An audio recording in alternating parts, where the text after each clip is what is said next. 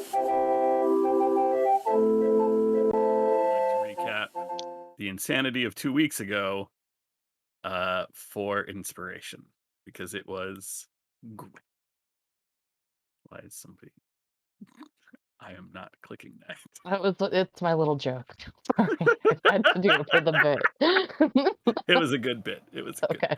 bit. Um, I can if no one else will. Yep. God damn it. Awkward. No, it's more. I was just like, am I, am I really doing this? And the answer is yes. Getting this inspiration every week. Um, so Sorry, we. Arlen doesn't take notes. God damn it. Um. I believe. I believe we started with seeing. Well, we were given some information um about did you call it an oxbow? Is that what it's called? Yes. Yeah, an oxbow, where there stood a tree that had been struck by lightning that some people have mentioned offers prophetic vision or something. And we traveled to it. We discovered a treant that had been killed by a lightning strike over a lovely little bit of river, and um, river turned lake, I guess. And when we gazed into it, we each received a different vision. Saw Bavlorna speaking with someone and attending to her little creatures. Um, um, Someone saw a tall person's shadow tearing itself from them. That's the note I have. I don't know if that's right. A goblin-ish woman butchering some meat with heavy footsteps, sort of shaking the vision, and then a froglet king in a lily crown with a great tome giving orders to someone. Um, and as we continued on our way to the soggy court, we actually met said froggy boy, um, the current king of his realm. Um, Long may he reign, the 19th. Um, and then we also met several of the heads of his predecessors and have been um, indoctrinated somewhat into the politics of this place, which is if you kill the current ruler, you then become king. All I'm saying is it would be very easy for one of us to become king. Um, uh, we kind of got a soft tour of the Soggy Court. There seems to be some sort of odd structure above the clouds that we presume is Bavlorna's hut. I think. Um, I have some bad memory from last session because I was in and out a lot. Um, but it became the decision of the party to try to swindle our way into stealing a balloon. Um, and as we prepared ourselves to dress appropriately for to meet Bavlorna and speak with her, um, we met a soggy knight who was about to be executed for helping our good friend, the knight of Summer Court, and so we saved her. And then she took us to a group of rebels who plan on executing the king. And then there was some confusion inflicted upon them, um, uh, vis-a-vis their order of operations and then execution thereof. And that's about where we ended, was by more or less aligning with the rebellion, um, with the intention of watching them kill each other in some form of distraction so that we can steal this balloon. That was Arlen's intent, though Hemlock decided to lecture them about the fallacy of their politics. But so who knows what's gonna happen now? I mean, I don't think that anything Hemlock said stuck. So I think that that's not Yeah. actually a threat.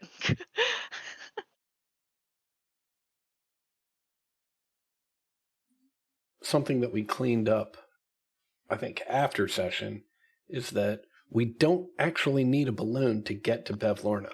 Yes, correct. And so if that was the only reason we were getting the balloon, there may be an easier way to get to that Maybe hub. maybe one of us should just like kill the king and become king, and then like put a stop to this or something. Maybe we But don't I even have think to it. kill the king. I mean, we could just like force him to submit or something.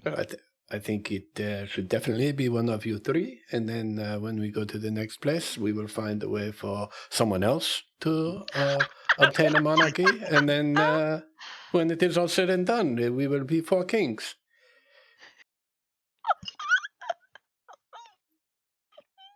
Oh my goodness. Okay, we I have a do like the new sound of that. end game goal.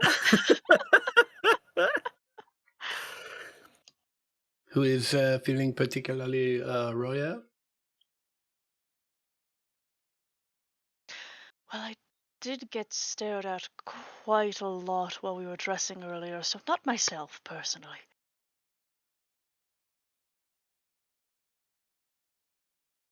Okay. So, yes, to clarify that, you did discover from the Duke who from Illig, from the Baron of Muckstup, not a Duke, excuse me. He was planning to deliver a gift to Bavlorna in the same way that King Gullop the 9th Definitely asked the you 19th. 19th. That's what I thought. I don't know why I doubted myself. Um, uh, both of them had the idea to deliver gifts to Bavlorna to sort of gain her favor for their particular reign. In the case of the current monarch, it is to make up for the fact that under Gullop's watch, Talavar and Wigglewog were able to, as you discovered, set fire to one of the balloon factories, steal a balloon, and Talavar was able to escape with your assistance, obviously. Um, there, the Gullop was also had put you all in a set of skiffs to take the book, and Morgort is the knight who is with you, having air quotes died in ritual combat with Banner. Um, they were going to take you to Bavlorna on the skiffs, and but the decision was made to go speak to Illig before you all headed over there. So there is the cottage that you have seen sort of rising out of the center of the lake, which um, none of the bullywugs have gone near as of yet. That is presumably the hut of Bavlorna, which is why you would not need a balloon to get there. It's sort of pretty close. You know Uh, what? I mean, that may have been my confusion. not that we need another like reason, or excuse to go see Bevlorna, but like a new king would have to go and like make a new like deal or pledge their allegiance or whatever. Um, so hey, Illig, Sir Illig, Illig, Baron Illig, um, is Gullop like a monarchical name? Like, does the king take that name when they like become the new king? Or Real quick, the very last thing that happened at the end of last session was you all setting Illig's revolution in motion, and they had wandered off to go assassinate Gullop. So Illig and his bunch are not here. having basically headed off towards where you met Gullet before. That was the last thing that you all put in motion before we ended session last time. In that case, do you think we should go do something about that? Like catch up and like get involved, or just let them do their thing and go to the hut?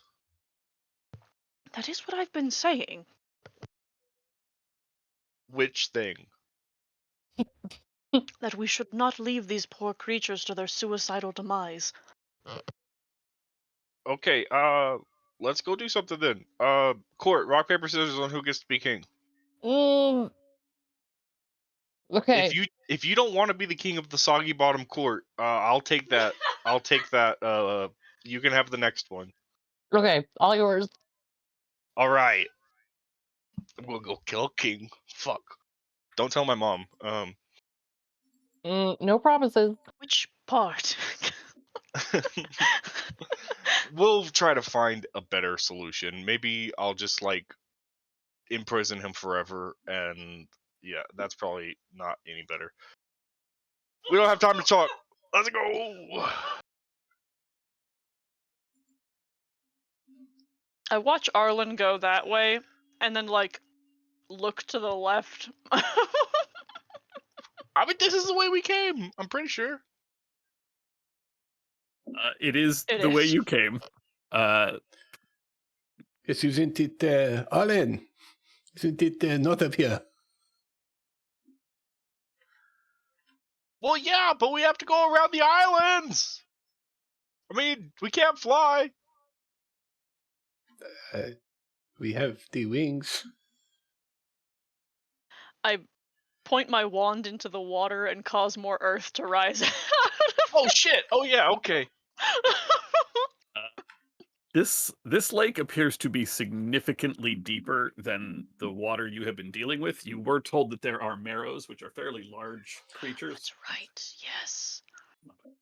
Thank you. Look, I'm just gonna go the long way.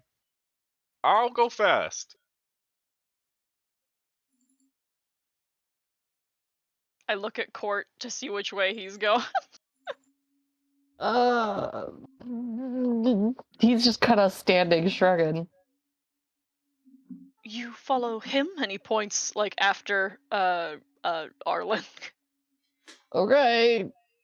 All right. And I'll follow Banner. Okay. Banner and Hemlock, as you as you come around the hut where you have been meeting with Illig, at the end of sort of the peninsula of land overlooking the lake is a large, dark, like cast iron cauldron with a very thick, heavy lid on it, sitting on top of a very, very hot bed of coals. There are 6 iron legs protruding from the bottom of the cauldron, giving it the appearance of like a giant crab. There is currently a wooden ladle hanging against the cauldron, tied around the little knob on the top of the lid. The cauldron sort of bubbles, and every once in a while, a large puff of steam causes the lid to sort of rattle just a little bit. There does not seem to be any. This cauldron is about 4 feet across. It is very large. It is roughly 3 feet tall. So were Arlen here, it would be about like to the top of his head. I kind of look over my lens at Banner with the kind of the look of like deep intrigue, but waiting for his signal. Oh, well, I am sure this is nothing but a hearty dinner. Shall we investigate, or shall we let it continue to cook so that we may have it when Arlen ascends to the throne? Habit is maybe not what we should expect, but we should perhaps give it a wide berth and come back to it after this potential uh coronation. Very well. Uh, so, do you have any plans on how to get across the water? Uh, Not well. He flips through his book, um, and says, I don't think I have anything immediately. It didn't feel comfortable having you walk off on your own. Oh, well, we can catch up with the others, or if you like, I could simply fly us back to the location of King Khaled. That is adequate. Flying. All right. I will use my second charge of the Charm of the Monarch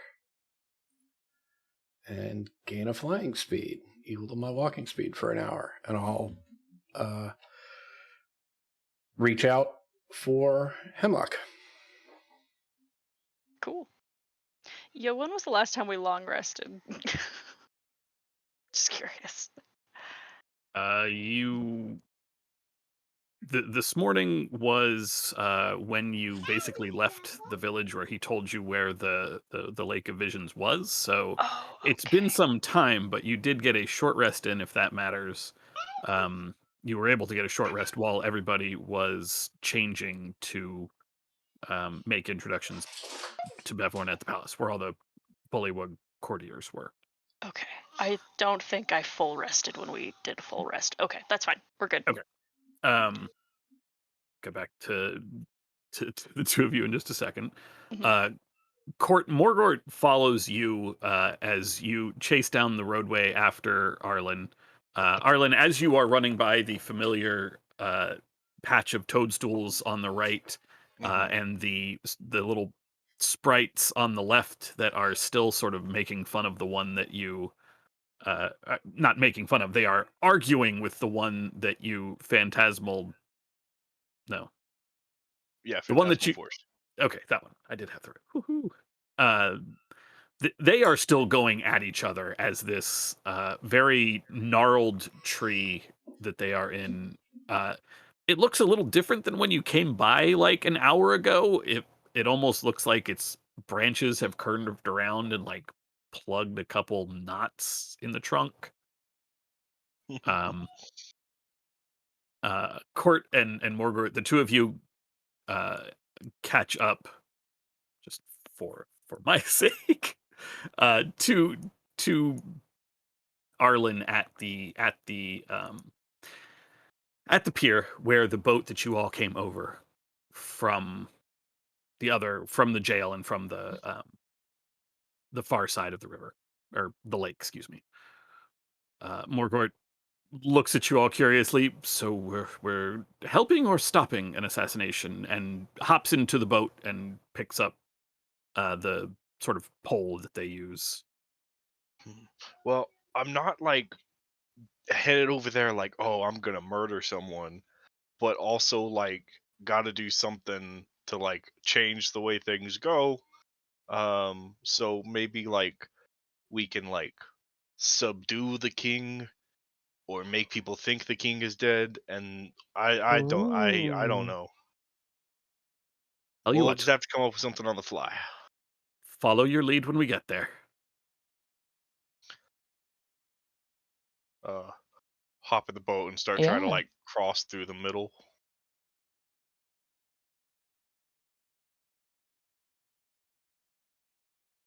Yeah, you guys can take a skiff. I will drop you over on the side in just.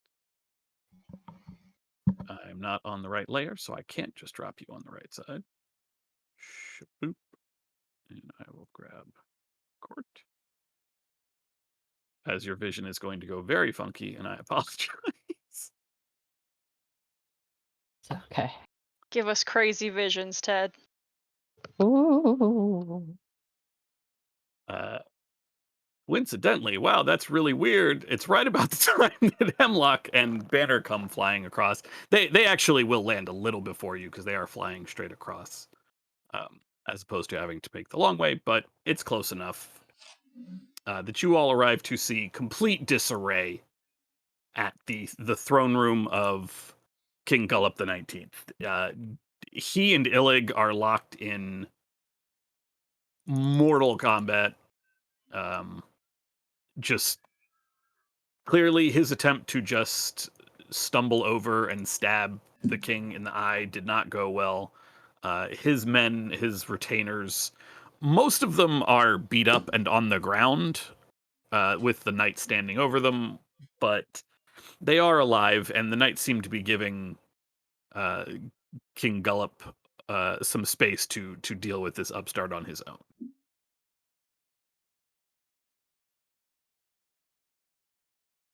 As you all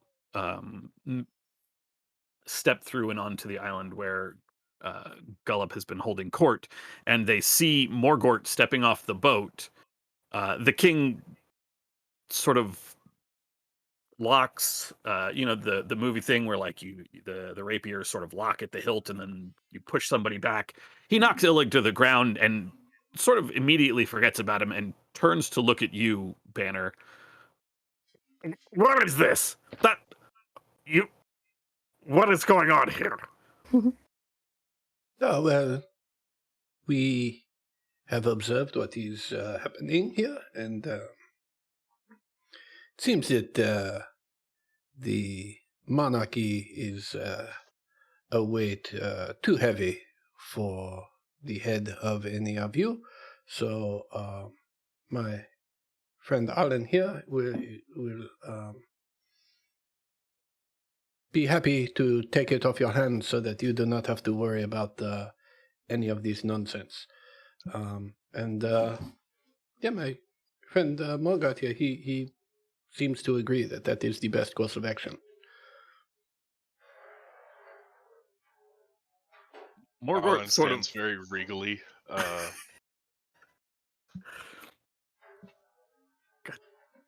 And really, you have no one but yourself to blame. The idea did not occur to us until we were dressed in such royal clothes. Oh.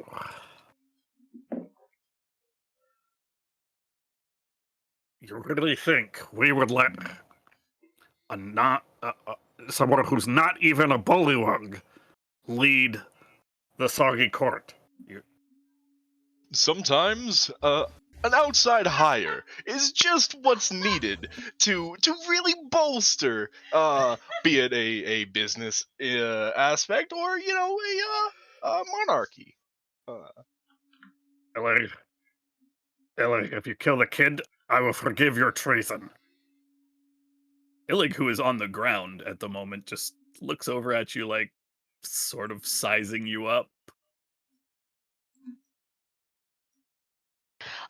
No, can't be having that. And I'm going to be acting aggressively now, so. Oh boy, okay.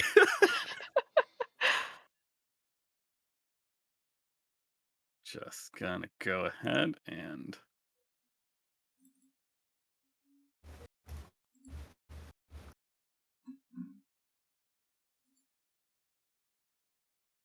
Oh Lord, how many? Was my token not selected? Yeah, I'm bad. afraid it does not look like it. We'll edit that real quick.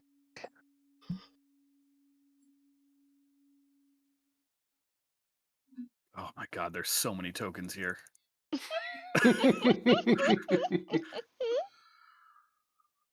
No, okay, I did get the right one. Wait, is that the right one? Oh, Ted. Okay, nope, that'll work. And then this is for you. To take as much time as you need, I have to figure out how my character works again. You're a fighter. Yeah, but I got this weird ability, like... You know what? You're right. Right. Like, My apologies. right? Have you internalized Moxie points yet?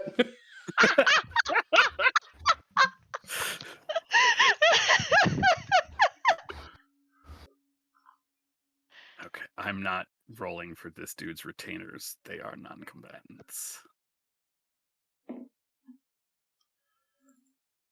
I will roll to get them out of there, but that's it. Okay, I was there we gonna go. say they're either non-combatants or casualties. Like, here we go.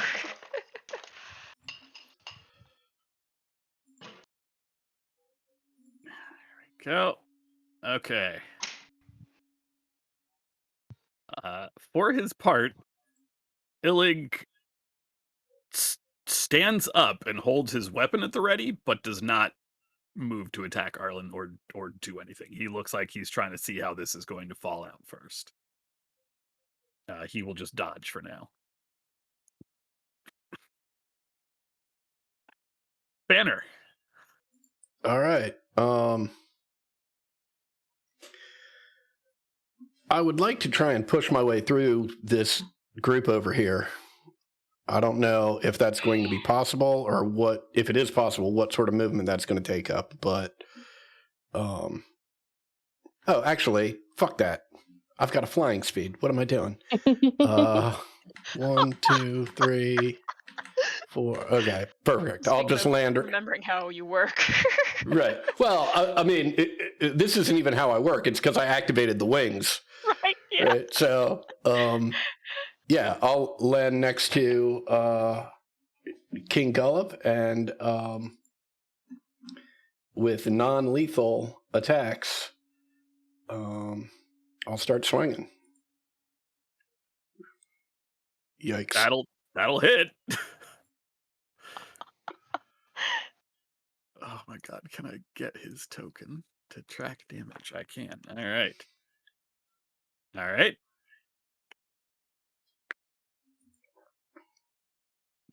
That will also hit. That's all non-lethal. Yeah. And You don't then, actually have to say that until like he goes down, but I Okay. will just assume until you tell me otherwise. yeah, and then with my bonus action, I'm going to try and grab him. Okay. You have a hold of him. He seems absolutely shocked by one, the wings that were very clearly not there the first time he saw you. Mhm. Your sudden flight over the line of knights and everybody to land next to him and then just clock the king of the Right. soggy court in the jaw. He is reeling too much to avoid Right. being grabbed. Alan, end him quickly, and you will become king. That's my turn.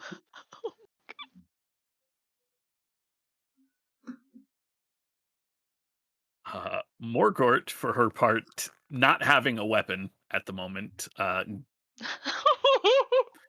because remember she picked up a very rusty longsword and shattered it on Banner in a display of fake combat.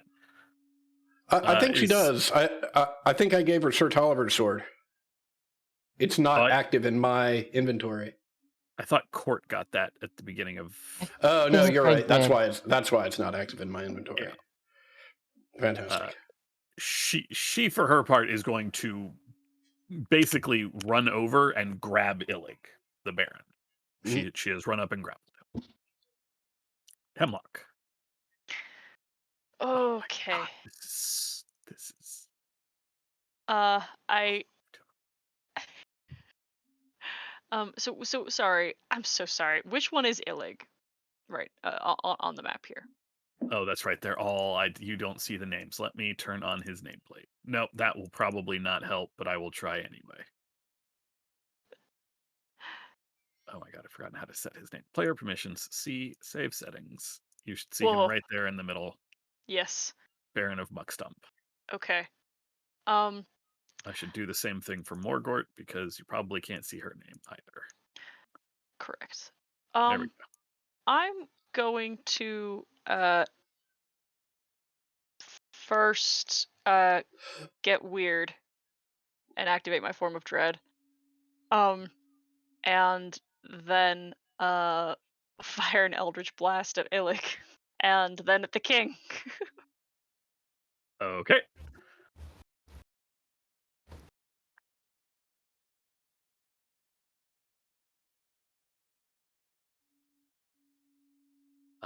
That the first one that crashes into Illig, it does hit, but it does not seem to phase him in the slightest. However, the one that hits King Gullop, who is not wearing the heavy armor that Illig and the other knights are wearing, that does connect.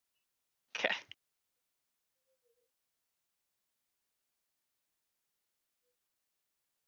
And with myself looking like a spooky ass ghost, I'm actually gonna move just to here, and that will be the end of my turn.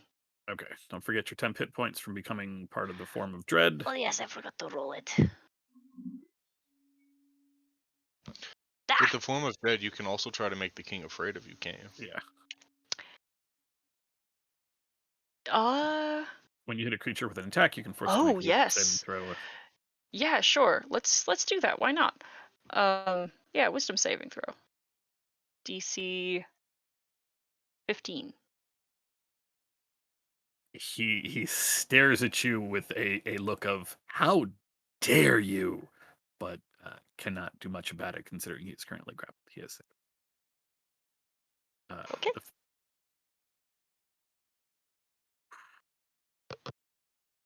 He is going to try to break out of your grapple Hmm. to begin with. Well, not to begin with. That is his action. Oh. His attempts. He is very strong trying to break out, but it is not enough. He does not break out of your grapple. And so you hear him shouting something in the language of the bullywugs, and the other guards in the area it immediately turn all of their attention to you. Hmm. Arlian. Okay, Morgort, quickly. Is killing the king the only way to become king, or can the king submit and give me his crown?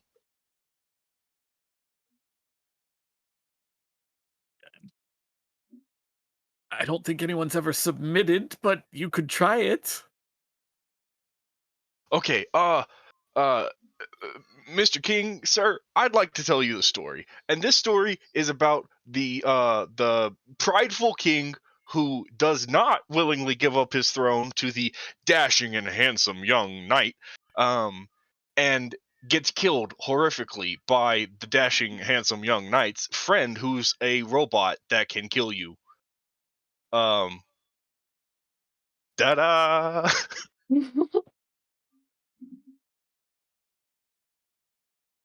Also, I have another friend who's a ghost, who will definitely slay all of you.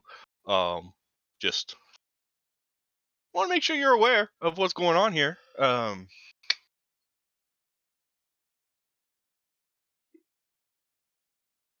Can I like try to roll something? Okay, yeah, I wasn't sure if you were about to cast something. Yes, if Yeah, you would like to try to I've been intimidate. sitting here trying to think about how I could use Phantasmal Force to my advantage here, but I can't come up with it right now. So maybe like intimidation. Yep. Jesus.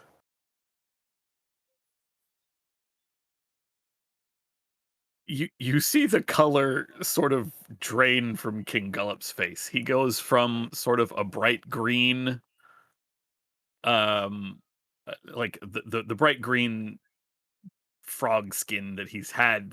The color drains to a very very pale, almost yellowy green. Um, he, he seems visibly shaken by this. Looks over at Illig, who is still wrapped up with Morgort. You won't put my head on a pike. Only if you choose to have it decapitated. Of course, you see, under my reign, people are not going to get murdered if they don't want to be. Um,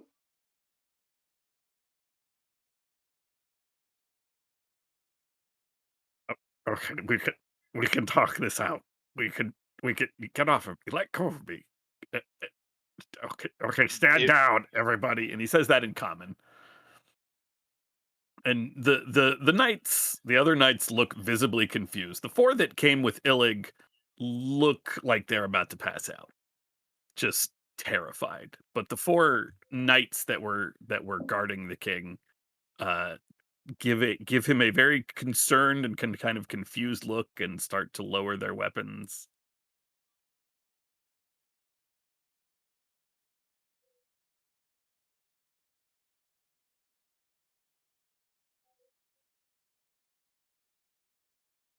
Okay, so I understand, some misgivings about this whole situation. I want you to know I don't intend to come in here and mess with the flow of things. Like I've seen it happen a million times. Outside hire comes in and just throws off the flow, trying to instigate all these like new changes and all that. That's not really what I'm about. But see, I'm an adventurer. We've got big plans, so as your ruler, I won't be able to stay here and handle the day to day, of course. However, I envision a council, a cabinet, so to say. Uh, Gullop, Illig, Morgort. I think all of you would make fine advisors, and we could learn to work together, and possibly work for the betterment of all of Soggy Bottom. I think the new monarch has a point. I mean, I'm basically just going to be a figurehead anyways, not really one in like, making I'll leave the decisions to you, you're very capable. Uh, One condition, no more murders. Second condition, the monarchy no longer legally goes to whoever kills the king. That's a ridiculous system, and I won't be having it. Um, Okay, but you'll the have to take monarchy that one up with Bavlorna. I will do so. That will be my first order of business. My contingent and I will head up and work things out with Bavlorna. Set up this new plan. It'll be great for all of you. This I do promise. Illig and Gullop sort of share a look. They look at you and they look back at each other. They look around to the knights. They look at you. And then they just kind of all it starts slow, just like a couple little snickers, like you're you're gonna you're gonna you're gonna you're gonna go deal with Bavlorna. I can be quite convincing. Okay, we'll wait. We'll wait to hear from you. We'll be right here, right, Illig? No killing on my crown. No killing. My crown, I believe. I haven't abdicated yet. Well, you see, I'll need the crown to properly deal with Bavlorna. She is one who respects authority, and as your king, I think I will be able to bargain for you a lot better than some stranger. I mean, she doesn't really care much who's king, but okay. I mean, Just look, if it doesn't work out, if she kills me, you can have it back. I'll write that in. If Arlen dies, Gullop gets to be king again, and nothing changes.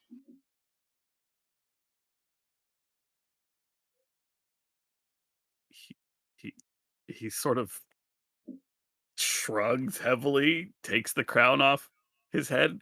Um, you do still have the book, right? You're still gonna take that back, right? We agreed. Oh yeah, yeah, yeah. Wait, who has the book? Does somebody have a book? I don't remember a book. It is the tome that I believe he gave to Banner. Yeah. Oh, good. Because I thought he meant that like I had the book. I was like, I'll have a book. Okay. Cool.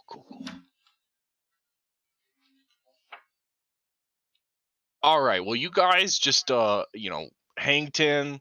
We'll be right back. No murders while we're gone. I'm looking at you, Illig.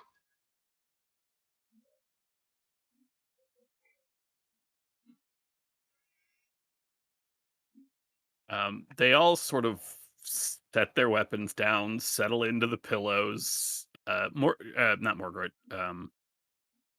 Gullop sits back down on his throne, sort of scratches his head, looks around. Where'd Snoodles go? There's a good berry. What was it that the big bear had scared? Okay, yeah. Good luck. If you need the boats, just feel free. Yeah, for sure. Thanks for keeping my seat warm. My seat. Yeah, good luck. You can let go of me now, Metal.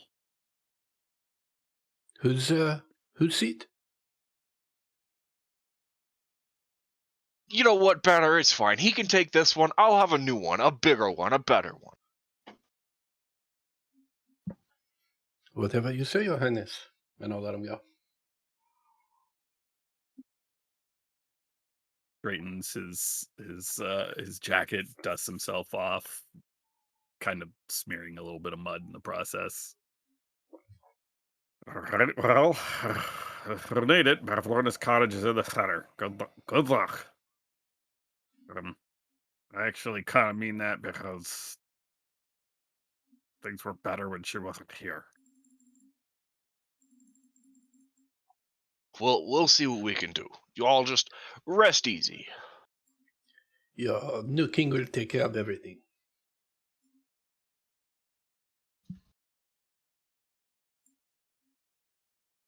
Morgort lets go of Illig and steps back. Do you want me to pilot you there, the boat, or do you have it handled?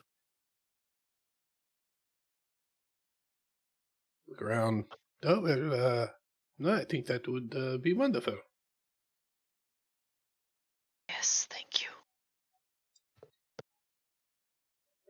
Her eyes sort of go wide at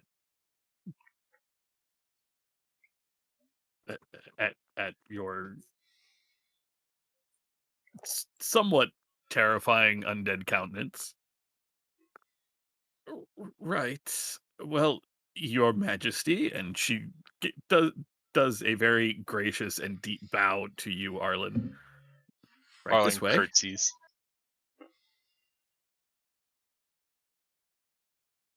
All right, let's go barter with the patroness. Mhm. I'm assuming some of you pile into the boat. Banner Mhm. can fly and could certainly carry some of you as well. And through the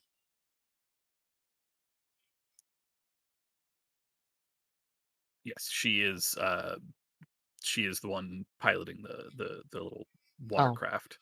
okay. I hand her my old dagger. Okay. I thank you. I don't know that I Just will. in case, you Yeah, know? you're right. You're right.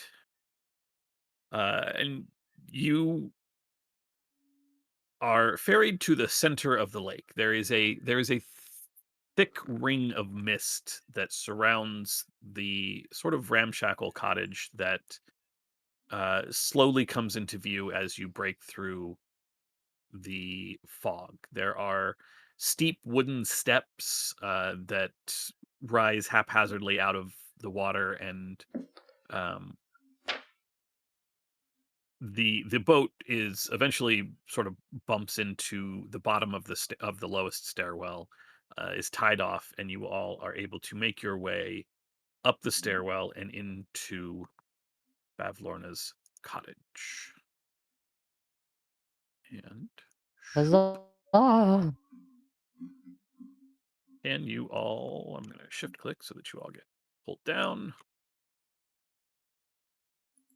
Can you see? Yes. Absolutely. Heck yeah. Victory. At the top of the stairs in the lake, you find a. Why is this on the GM layer? Oh, I forgot to clear this out as well.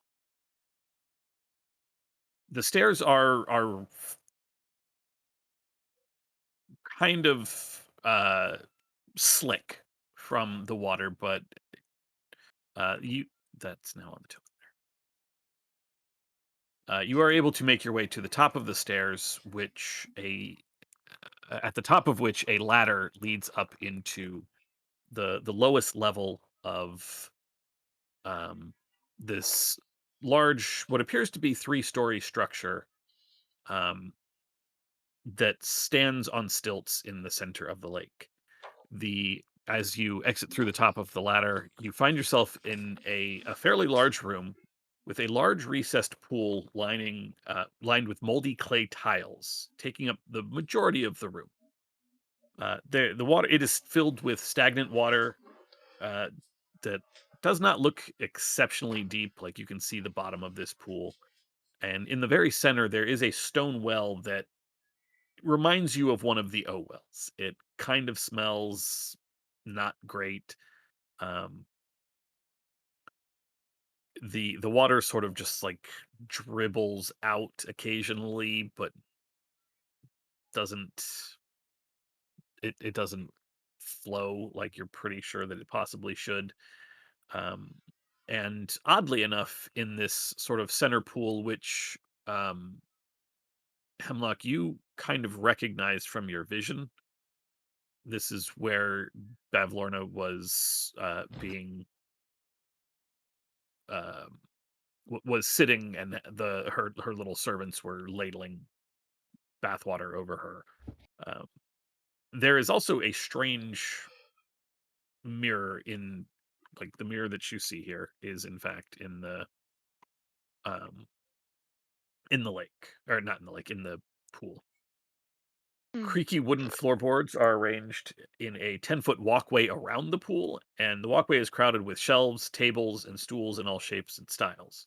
Almost every available surface is littered with stacks of dirty plates, scraps of foods, and other old junk. The smell here, I mean, it smells like a college hoarder dorm, like a college dorm crossed with a hoarder situation. Against the far wall from you, there are a number of dressing dummies pushed into the corner, and um, a set of wooden stairs shoop, boop, heads up into another room. Um, the the light does sort of not pour in. It does make its way into this room through a few windows on some of the walls. You can see porches outside, and there are a few other doors scattered around the area. The ceilings here are just a 10-foot ceiling, and there are no lights other than the light coming in from outside. There are no torches, there are no candles or anything like that.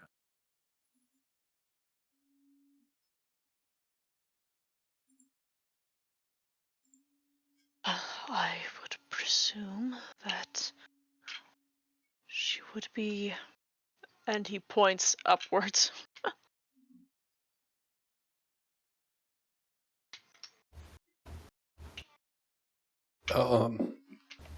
I will expend. Actually, it's not a charge. I will activate the Gem of Brightness. So there's 30 feet of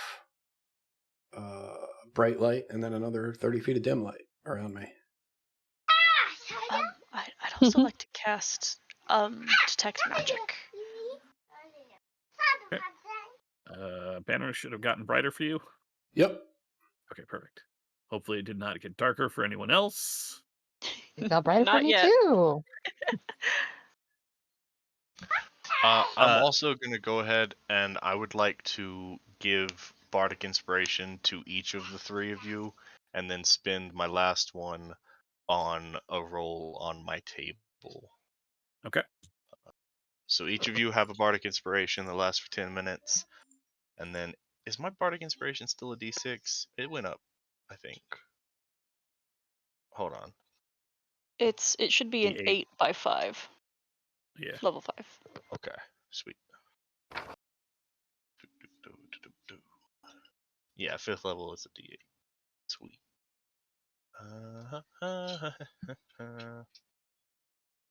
So that's a 4. A Spirit Tales. 4 is Tale of the Runaway.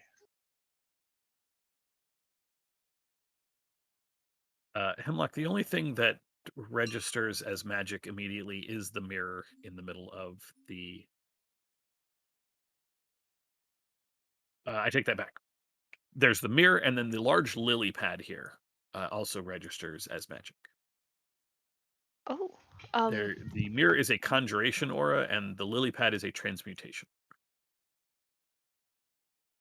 interesting.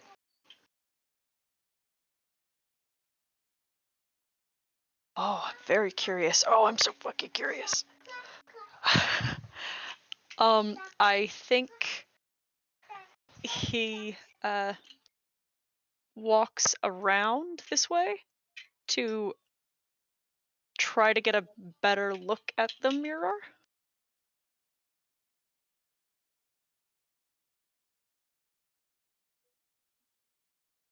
The mirror is currently faced towards the center of the room, but you can Mhm. still see enough as you walk through.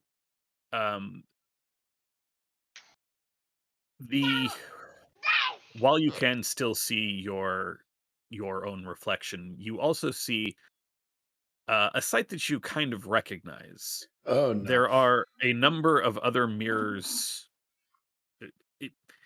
The area that you are looking at, there are a number of other mirrors, and as you watch, a few creatures, humanoids and other, um, you know, air quotes, normal folks wander through, and the reflections of the mirrors don't show them as they are, but show them older, younger, taller, shorter.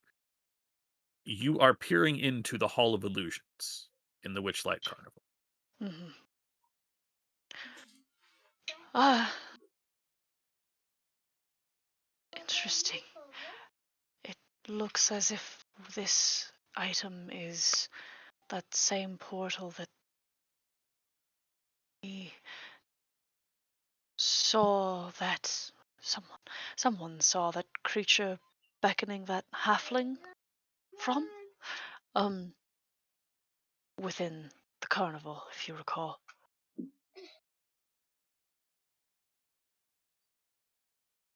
Do you mean the little girl with the lollipop? Yes. Hmm.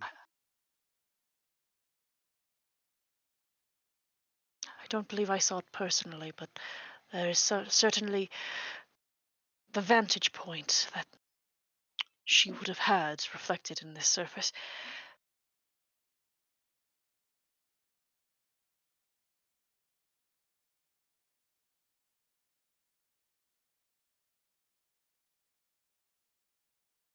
Maybe our ticket home? Perhaps. Is this actually a trapdoor, or is that just flavor? That is the trapdoor that you all came up through. Oh, that we came up through. Got it. Yeah, that leads you back down to the walkways down to the lake. Do I see anything in this room that looks like it belonged to Harold at one point? Nothing immediately stands out. Like I said, this is mostly like rotten food, dirty plates, detritus. This is there's All right. there is little in the way of like possessions or anything other than the dress dummies and some of these crates. All right, Banner's going to hightail it up those stairs then.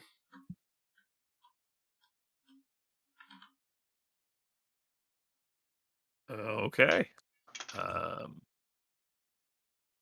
peer up after him with my magic eyes.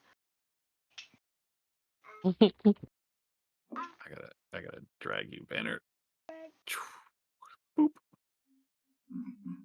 You find yourself in it's just a short hallway, the walls of which are covered with scores of portraits depicting grumpy, sad, frightened, and angry people. The figures are humans, elves, halflings, bullywugs, and goblins, among others, and rendered in a variety of mediums, including paintings, etchings, and sketches, all of which are in horrifically gaudy frames. Mhm. A large oval mirror hangs in the middle of one wall, and I believe it is this back wall. No, it is right here. Okay. So it's this blue one. Yeah. Okay.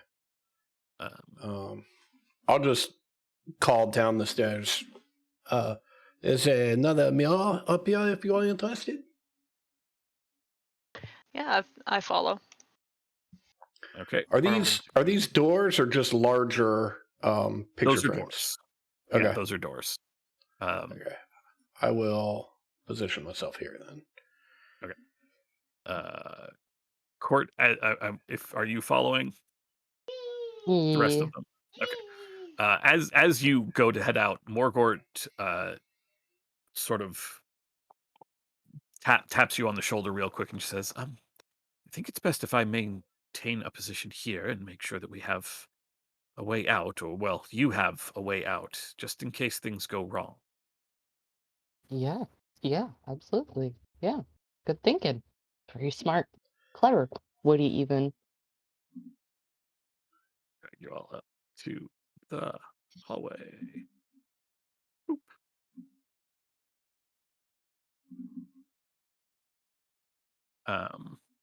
Same as below, you see a number of wooden doors, which are the gray.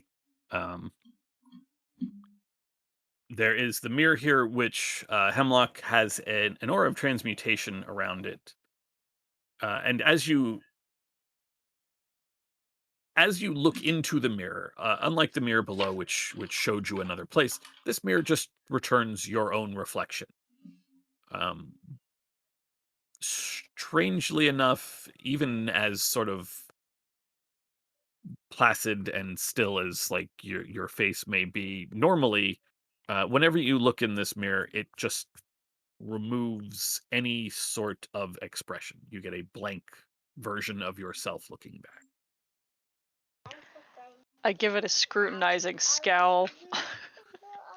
You scowl at the mirror, and your reflection stares passively back at you. Don't like you. He waggles his finger at it and walks past.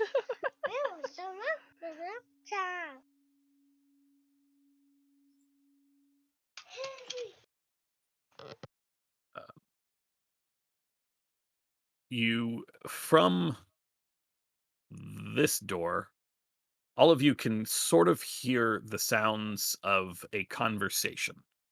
It's a little too quiet to really understand the exact words being said, but it is very obvious that there is a conversation going on that its owners are, or the people partaking in the conversation are making no attempt to hide. Court, the sound of the croaking has gotten louder in your head the moment you come up the stairs. What has until now been sort of a quiet sort of background noise has started to become it basically sounds like there is somebody standing next to you making this noise. It has gotten louder and more incessant.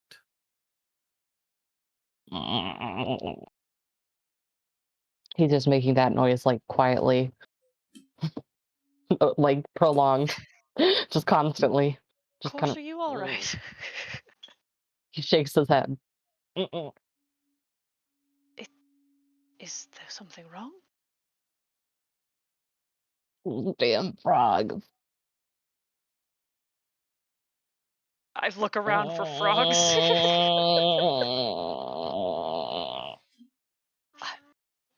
There are no frogs.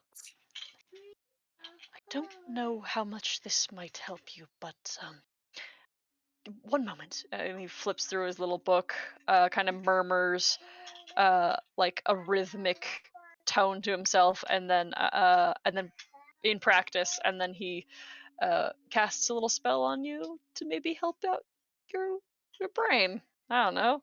We'll see if that works. Little gray matter helper. Hmm. The sound does quiet, but it does not go away. It is more tolerable, but it is still it's still omnipresent, like uh, just echoing in your head.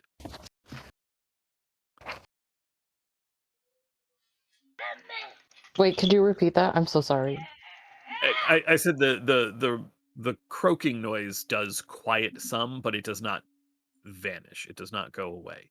The sound is less painful and less disruptive, but it is still there. Well, it's a little better, thank you.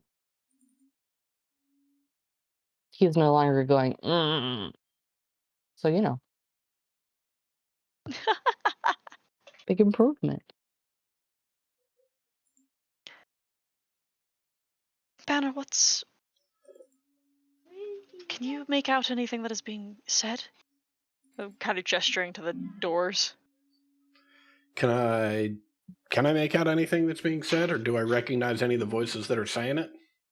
You do not recognize the voices, and the words are in a language that you do not understand, but you are somewhat familiar with, having heard members of the Soggy Court speaking Sylvan.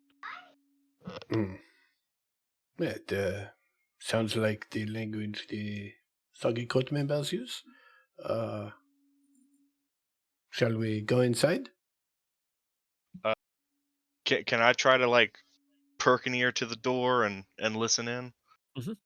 Yeah, I wasn't. Yeah, you are able to make out two distinct voices. One is sort of an I guess the best word would be airy, kind of proper voice speaking in Sylvan, and the one that responds is a much deeper, croakier voice.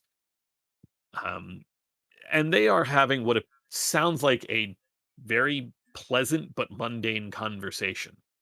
Oh, how's your sister sends her regards. Oh, yes, I'm sure she does. We have so much to discuss. Is she going to ever return the portrait? Oh, I wouldn't know a thing. And there Mhm. doesn't seem to be anything. I mean, we can go in there and like see what's up, but like, it really just seems like a couple of normies. Banner's opening the door and walking in. Okay. And I guess I just come in here to the lighting layer and just bloop. There we go.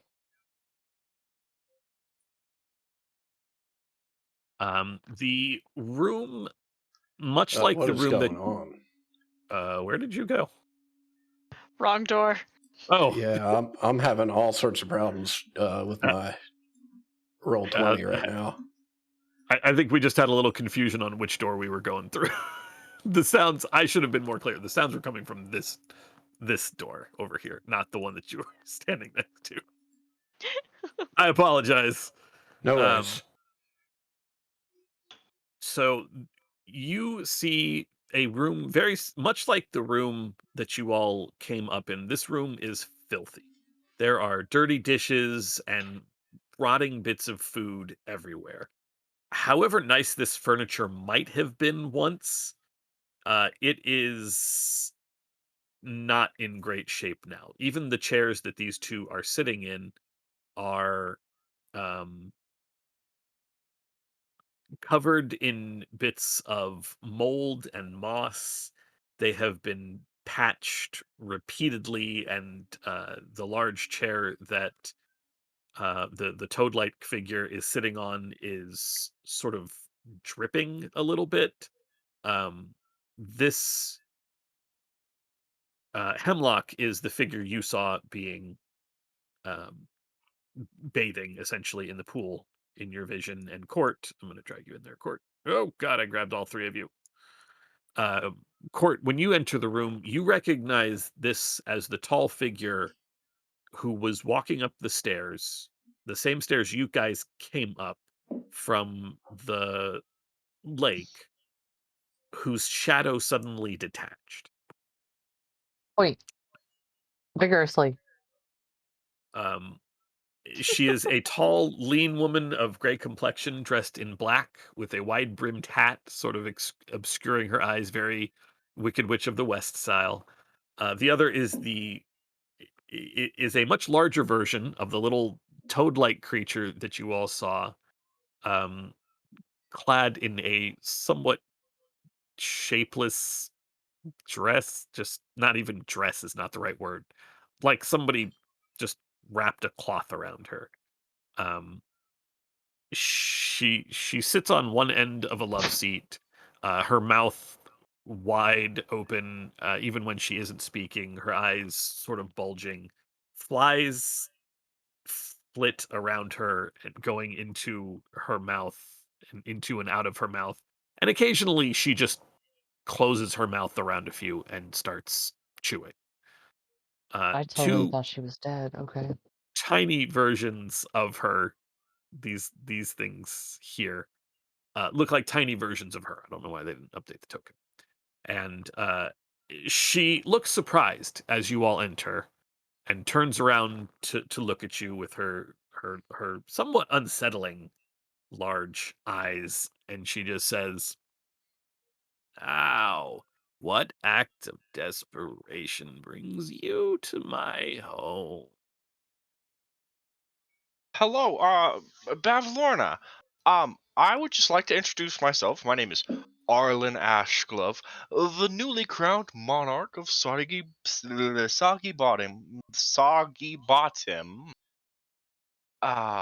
Was hoping we could meet to discuss some aspects of my rule and what you expect of me and what I might expect of you. These kind of things. These are my companions. Very nice to make your acquaintance.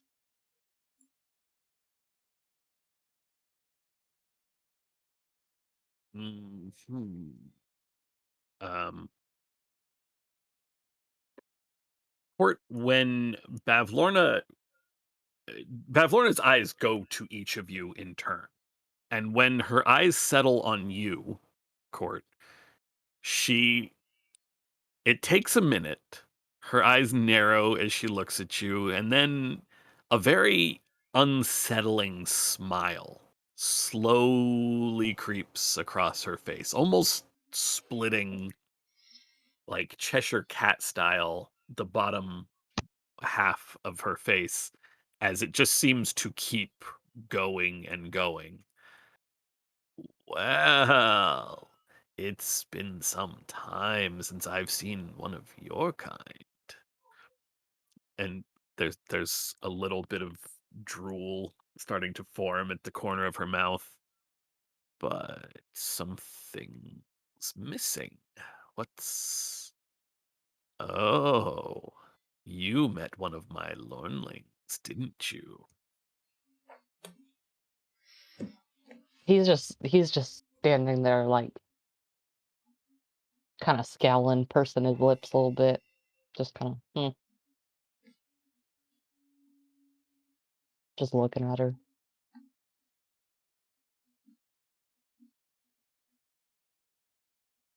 Well, if we have dealings, charm do forgive me.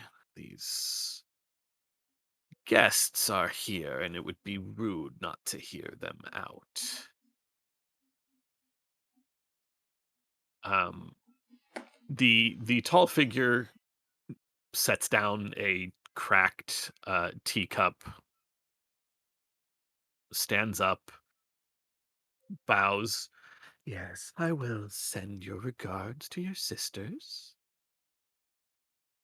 And unless anyone is going to stop her, she I sweeps throw a out hand of. at Bavlorna's head. Yeah, I forgot to mention the first order of business that I wanted to talk about was that we want you to move out or die. Thank you. Bye. Nope, ignore that. uh, oh, okay.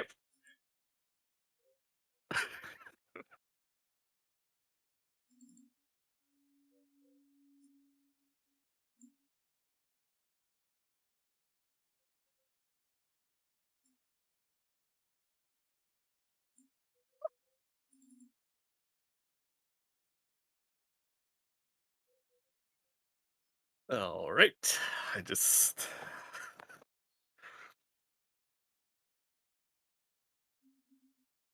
God, I love these context menus for tokens now. What? Nice. Context menu? Like if you click on a token, a little bar appears at the top and it has a bunch of buttons on it. So like if I select, say, Five Lorna, I get options for this, this, or that, and one of them is initiative, and you can just select the token. You don't have to open the sheet. Oh, Well, I huh. don't have Kind to. of like I don't. yeah, we aren't seeing that. Yeah, But yeah, that's yeah, kind of like the thing that we had whenever I brought in that uh DLC for Avernus. yeah. The temple for the Altus story at the Yeah. end. Yeah, yeah. That's what you were. Okay, that makes sense. That's what you're talking about. Okay. Well, this is not not how I expected this to go, but We're Arlen. dead.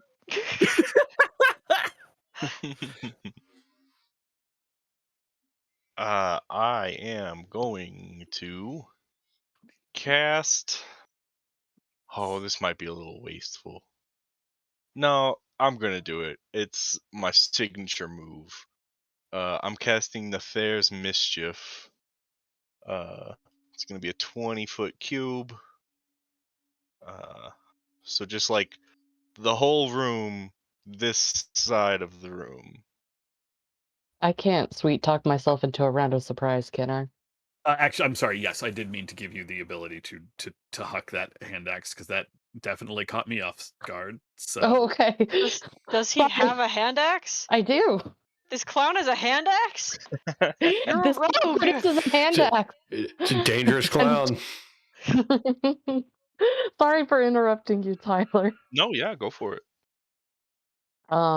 It's already a ranged attack. Do I just hit it? I it think. should be in your sheet ready. Then yeah, you can just hit Okay. it. It will use your strength. I also want will. to, you know, You do also have Bardic Inspiration that you could Bardican use. Yeah. Throw a D8 plus on four. that. Well, yeah. Roll another D8. d20 for the aim. I can't believe that because you're throwing the hand axe, God. this technically counts to allow you to have sneak attack. So Does. yeah, that's I don't worry. I thought about it. so that's another 7. So then you also can roll a D8. If you would like to use your bardic inspiration die on your attack right now, you have a total of 7. You don't have to though. If you don't Um, think a D8's gonna get you there. Can I use regular inspiration just to reroll? Sure.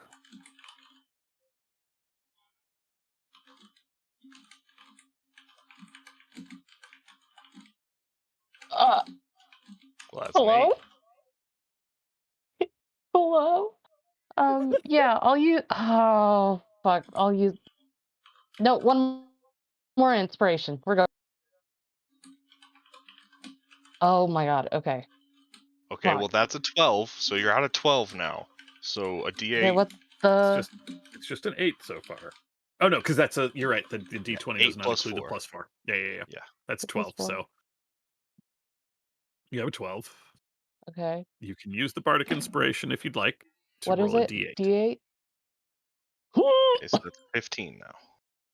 Dank rolls! It's best I got. That will hit. Oh, Hallelujah.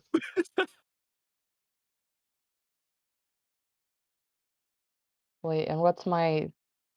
You should have a sneak attack button. Okay. Oh, fuck. I always forget to Okay. enable it, I mean. You can also hit it as a button separately. Yeah, there you go. So that is Yeah, it's 16 being... There it damage. is. Very nice.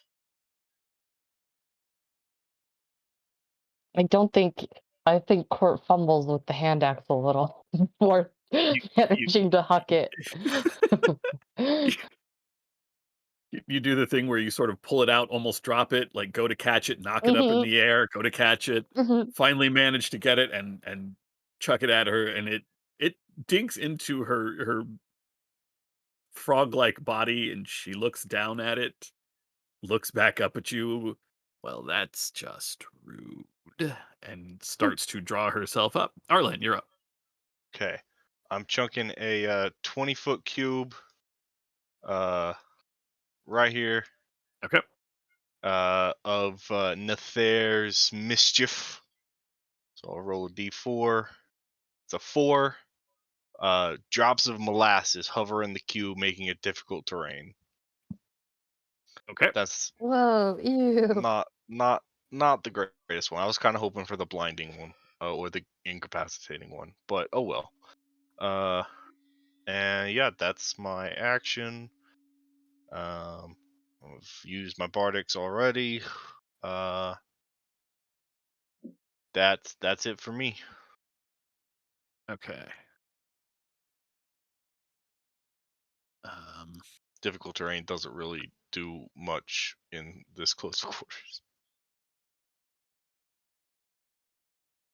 Yeah, I'm in melee with the witch. That's a problem. But hey, there's some molasses around. It smells really good in here. Well, it probably smells really weird in here, actually. Yeah. yeah, it smells pretty gross in here to begin with, so throwing sugar on top of the smell of rotting food doesn't help a whole lot. Sorry, guys. The two little versions of Bavlorna move with very kind of terrifying speed. The one that is here next to you, Banner, is going to lash out with an attack. Hmm. That is a wow. That is a 25 to hit for Yeah. 10 damage. Okay. Quick Okay. question. Yep. If anybody knows the answer to this, I have 11 temporary hit points, and I have no idea why. And so if no one remembers why I would have temporary hit points, I'm just going to delete those. I also have temporary hit points. I think I think I had a spirit tale, Tale of the Yes. Beloved Friends, which gave you and I each some temporary hit points. Oh, Yes. okay, great. That sounds right. Fantastic. And that was 10 damage? Correct. Excellent. And the other one, even with the molasses slowing it down, just darts along the wall to stab at you, Arlen. That is a 15 to hit. That does hit, yes. That is 8 piercing damage.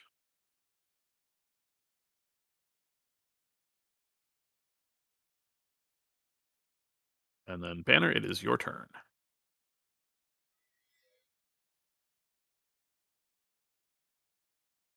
All right.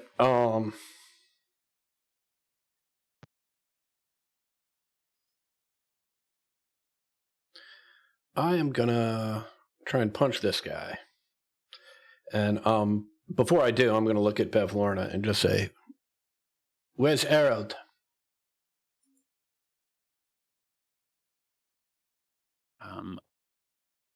Because of its its speed and uh it is moving as if it is a blur. That will miss. You do have disadvantage on attacks against them. Okay. Let me do that. I'm gonna try and hit this guy again.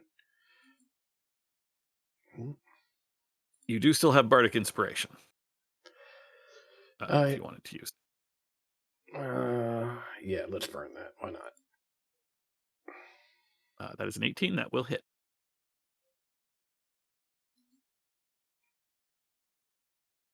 I'm sorry. Which one? The one to your right or the one? No, the one back here.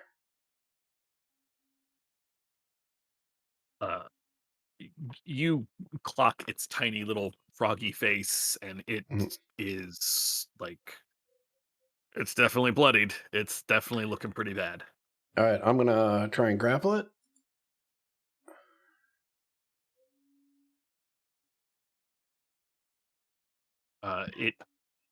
It tries, but you get a hold on this tiny little froggy form.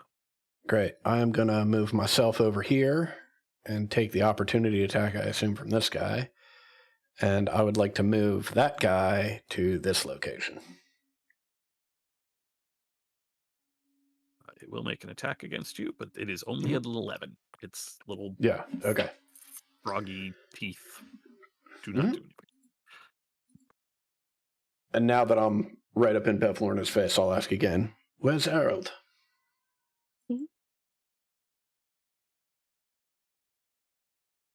She looks at you for a moment with a surprisingly blank expression, given everything that is going on. Mhm. You're friends with the gnome, then. He's not here anymore. Court. Oh, gee.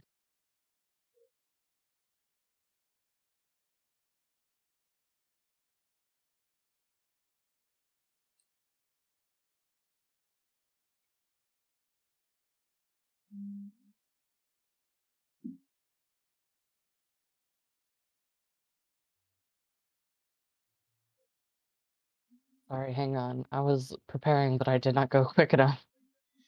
Fine.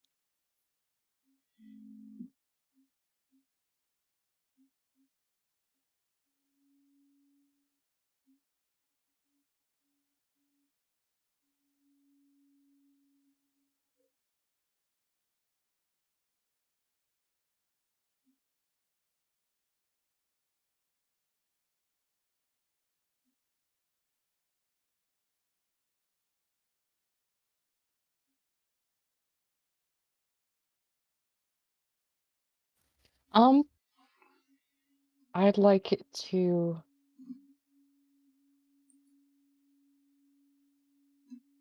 forgive me, I do not remember the I have the note, but I don't know the mechanics of like activation or if it was an item or something, but I'd like to use the charm given to me by Sir Talvar. Okay. I believe for you, as an action, you can activate the charm to gain the effects of haste for a minute with no concentration required. Yes, What? yes. That's what I'd like Awesome. to do. Hell yeah. Acts as a As well potion as of speed. yes. And while under the effects of the charm, attacks of opportunity made against you are made with disadvantage. Opportunity attacks you make are made with advantage. Made with Okay, these are two disadvantage. separate clauses, by the way. The top part is just always on. The bottom part you can do in addition to, and then once you do, the charm fades. Oh, I okay. don't know if you wanted to not use the charm at that point. I apologize for not making that more clear. No, it's okay. That's my bad. I didn't take any notes. I don't remember the flavor of receiving the charm. I'm so sorry. Um, but yeah, I'd like There to. wasn't a whole lot. It was just Talavar n- not really knighting you. Yeah, it was knighting you with his sword, and that bestowed the charm. Oh, with his little sword. Yeah, no, I'd like to uh wait, this is a one-time thing, right? Correct. Once Okay. you use the haste portion, the charm will fade, and both the haste portion and the passive portion fade away. Okay. I'm gonna cross that part out so I remember that. Okay. I'm hastened. Um uh So your speed is doubled. You get a +2 bonus to your AC, and you uh, get an extra action. advantage on dex throws, Yes. dex saving throws. Okay. Sorry, I was reading that and I was taking forever to pull it up. Um I'd like to just go over go over to Miss Girl and just just go feral, go nuts a little bit. Okay. Um, and like, is that like an action or a? Oh shit, that was an action. It's an action to activate the charm, but you do still have your haste action this turn. Okay, okay, So so you can make just the an first attack one. or okay. That will miss. Okay, that's all then. Okay. I don't know if you still would have a bonus action if you wanted to do something with cunning Um, action or anything like that, but if not, that is fine. So I think you can like disengage, or I mean, you could dash if you wanted to get truly fast, but no, I have nowhere. I'm right where I want to be. okay, You know? not a problem. Yeah, no, that's all. That's all. Hemlock. Um, uh, the spell book flips itself open and turns to a new page where some of the words light, and back here I'm gonna cast Shatter. Back where? I'm sorry. Whoop, I sorry, assume just to hit the yeah, okay. not my friends. Yeah, Yeah, not your friends, not this that guy. yeah, that the easy math, just the not my friends damage. And that Ooh, is a Constitution saving throw, correct? he's Yes. correct. Oh God, this is great. I don't have to pull up the sheet for anything. Uh, Con save is for half damage, correct? Correct. Okay, that's not going to matter for this little dude then. So So true. half of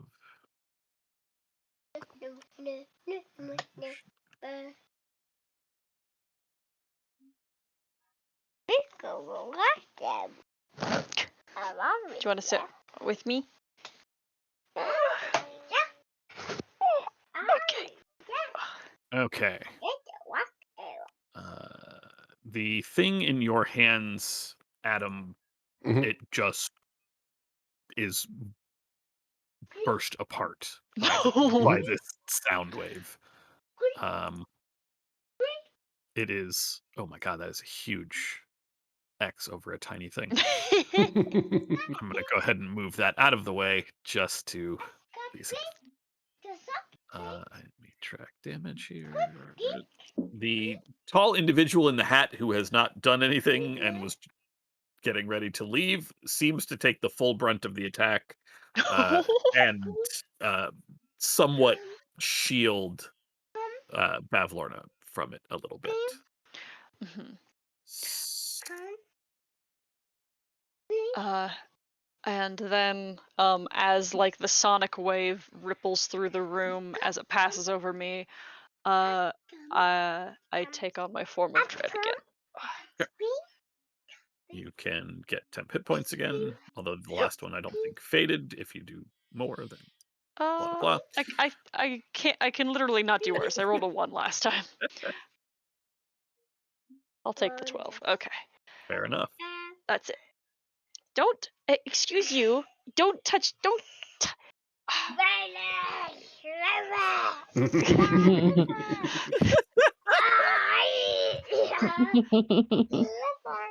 All right, that's my turn. Uh, the tall gray skinned woman who has just been blasted by this magic,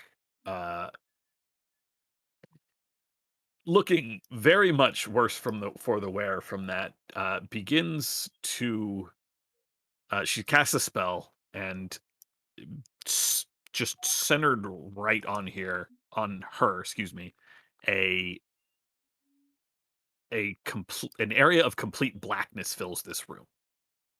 She is casting darkness. Okay, the button to actually tell me what the spell does would be a lot more useful than saying they cast the spell. And then You can hear the sounds of footsteps and a door opening and shutting.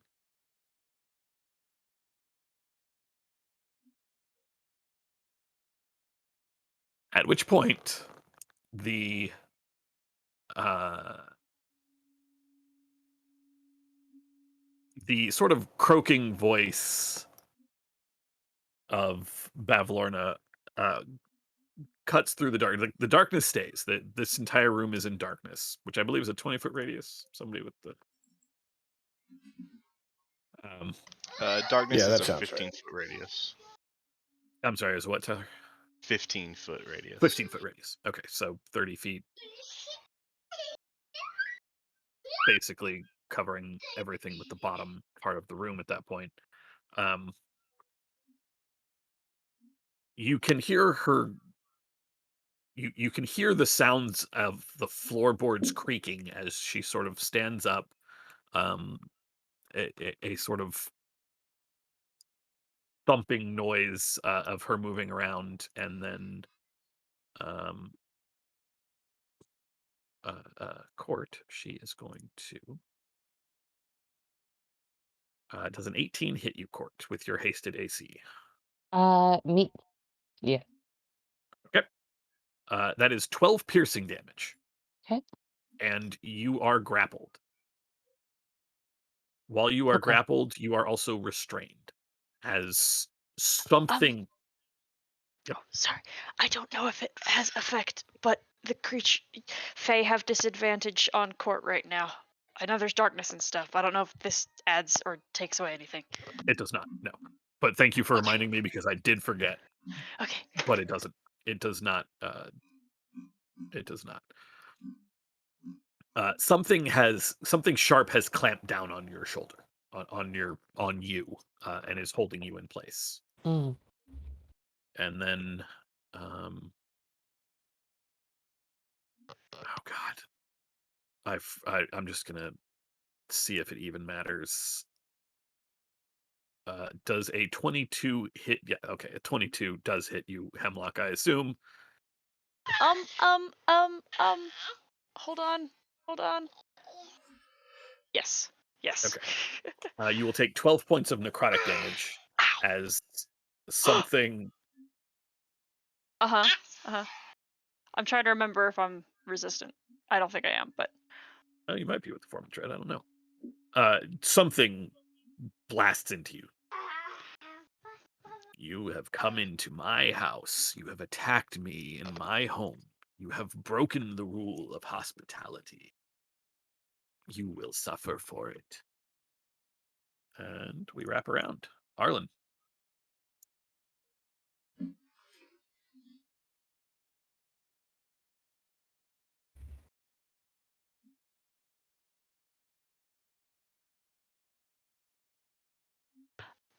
Tyler has a red box. Can you guys hear him? I Hello? cannot. No. There you go. Now I can. Okay, my red box did Oh, there just go he is. away. Okay. Okay. So there's still darkness here. Yes. Okay. The darkness extends all the way to basically the line behind you, the wall behind you. Yeah. Staircase. Really. Okay.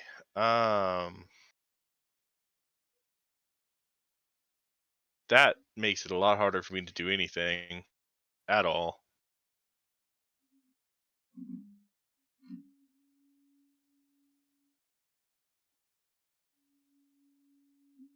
Nah, that's not gonna. I need to be able to.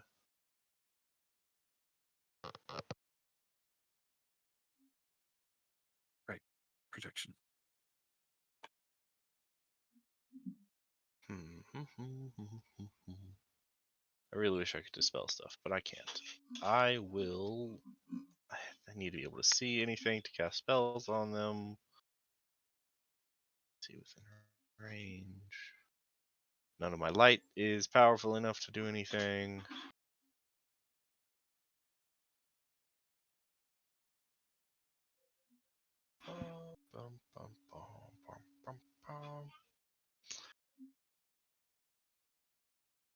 Sorry, the darkness is very debilitating for me.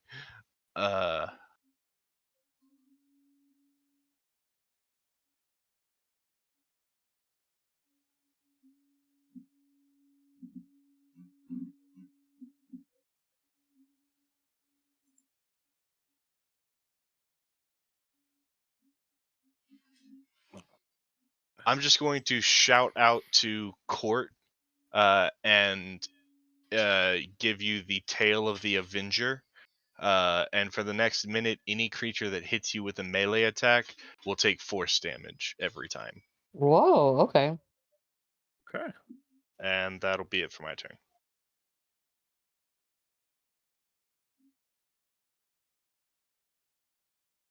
Also unable to see in this brightness or brightness. Nice dead. In the darkness, this little critter that has been.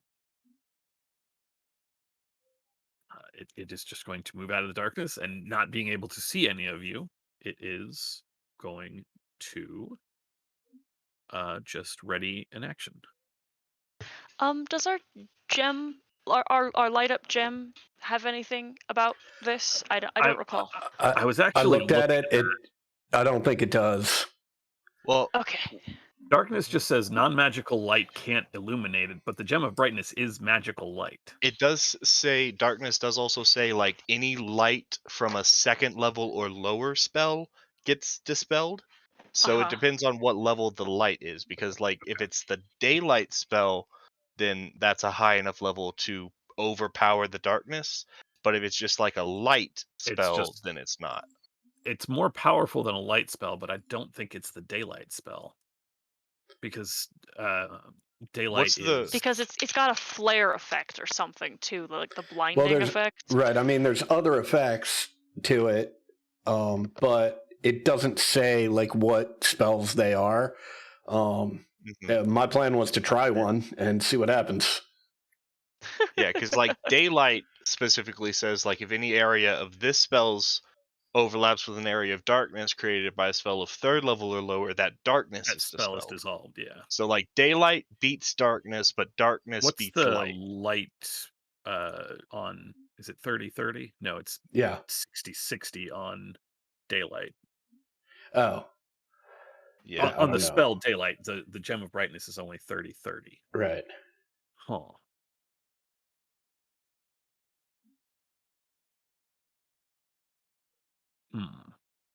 Mm-hmm. So yeah, I mean, if it's less powerful than daylight, then it'd be fair to say it's like max a second level spell, which in that case darkness would override. Okay. But if there's like a more powerful use of the gem, then maybe that would be stronger. But I don't remember the gem's details. I've got it pulled up. It's non-specific also, but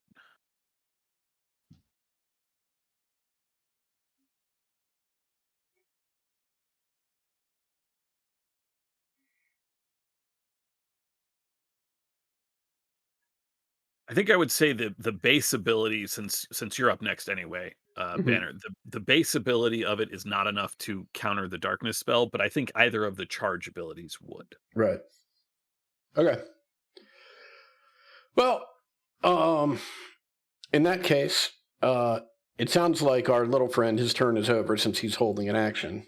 Correct. I cannot use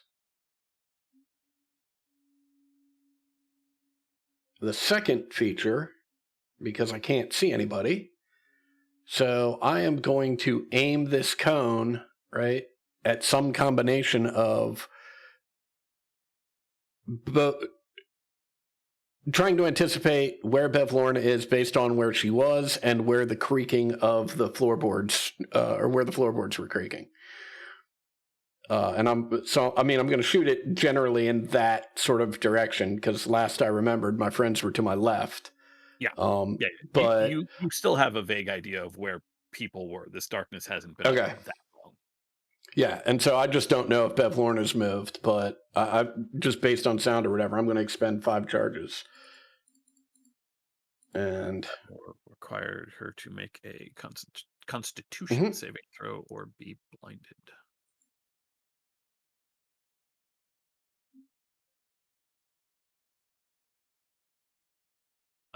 The darkness just dissipates in a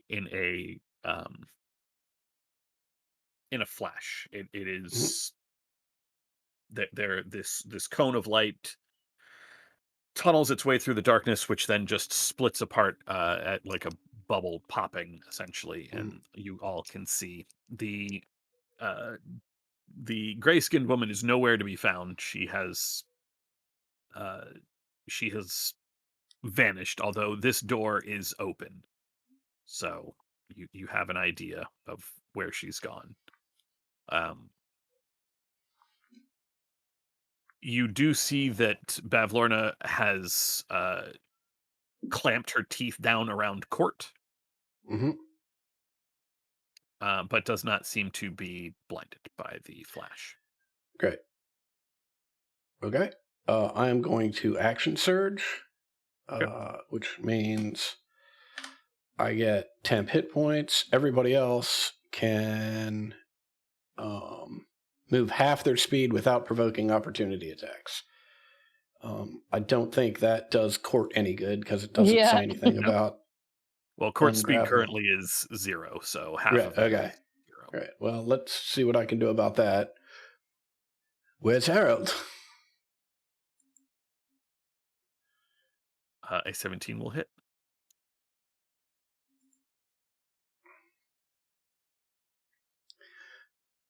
Where's Harold? That will also hit.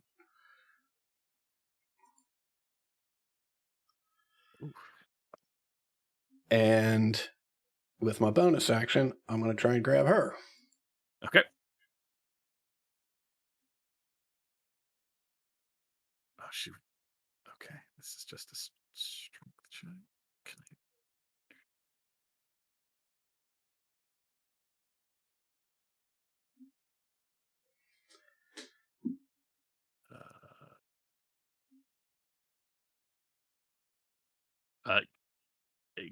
given that she is not going very far or moving at all, it is very easy for you to grab her. Okay.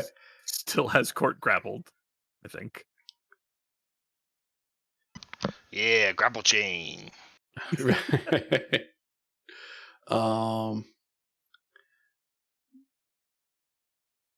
Yeah, I think that's going to be it. Although I will note that our friend here probably gets his held Stand up. action.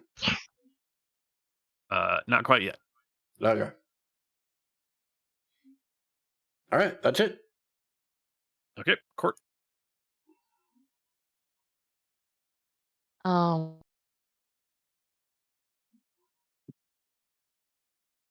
Well, I'd like to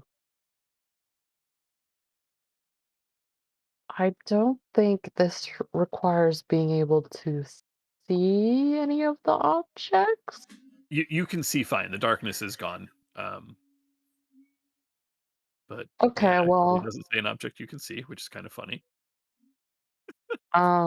yeah, no, just a big dumb uh I'm gonna say my mage hand appears visible. It's wearing a very colorful, silly looking glove, and it just picks something up, some garbage or one of the broken plates sitting around, and just best I can at Bavlorna's head. Oh wait, hang on. Let me double check.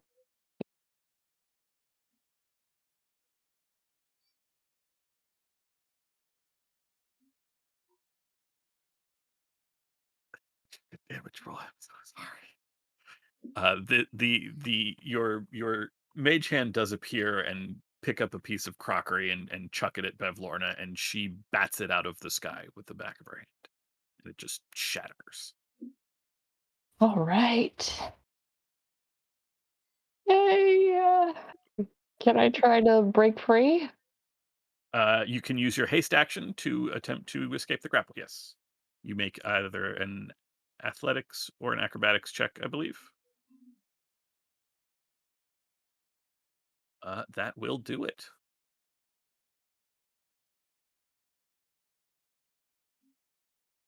Correct me if I'm wrong there. To get out of those, you can use acrobatics. You don't have to use athletics. That's correct, yeah. Okay. The other thing you can always do, by the way, as a bonus action is Misty Step, because that is teleportation. And I know that sometimes, I do. Yeah, I haven't touched my Misty Step because I'm scared of it. Oh my god. but you are out of the grab. So you do have movement and you do have a bonus action. You have not taken a bonus action yet. I'll just disengage for now. Okay. Are you going to move? Oh, oh. Okay.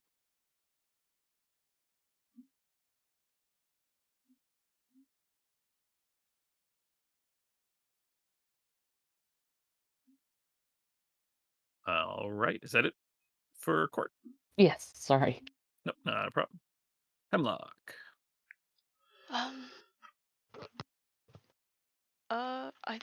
I'm just gonna try to hit her a couple of times. She seems on the easier side to hit. Those will both hit. Woohoo! Have you bardic yet? I'm actually yeah, I was just about to add my bardic inspiration die to the force damage there. Okay. Woohoo! So -4. The thump of the blast into her, and she is looking bloodied. Woo! That's it for me. Thank you. All right.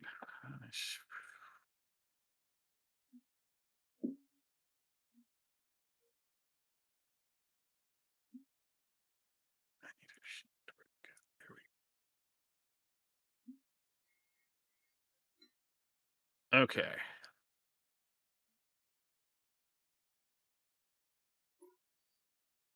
With a horrific gurgling sound, Bavlorna's mouth opens wide.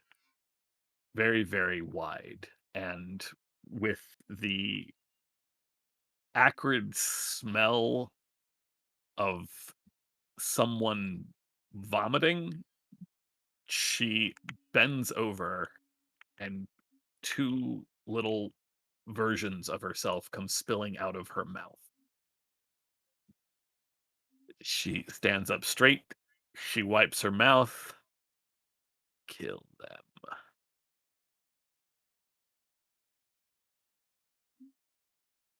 And that is her turn.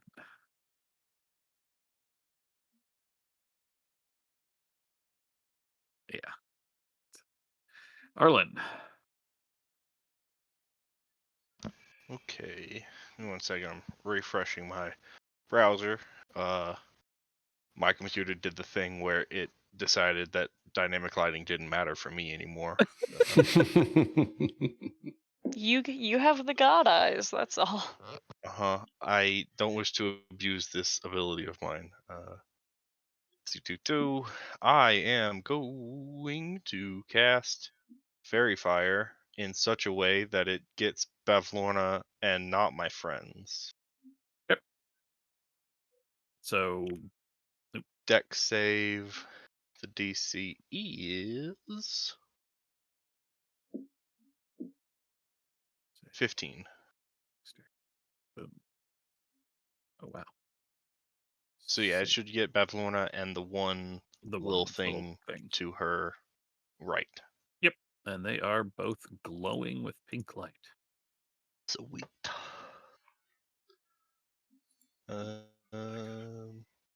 This, so I can go to this layer, so I can move this token. So I can go back to this layer. Okay.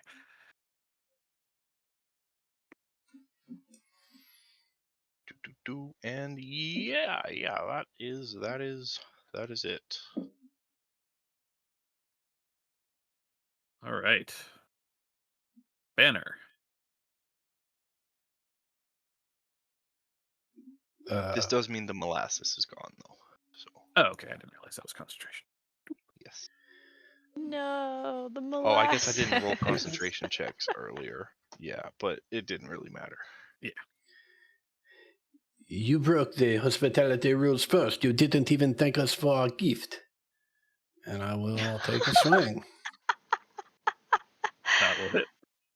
Oh, actually, first off, she takes 4 points of damage for being grappled. Okay. Yes. Forgot about Tavern Brawler. All right. Yes. And another 7. Okay. And I'll take another swing. Still hits.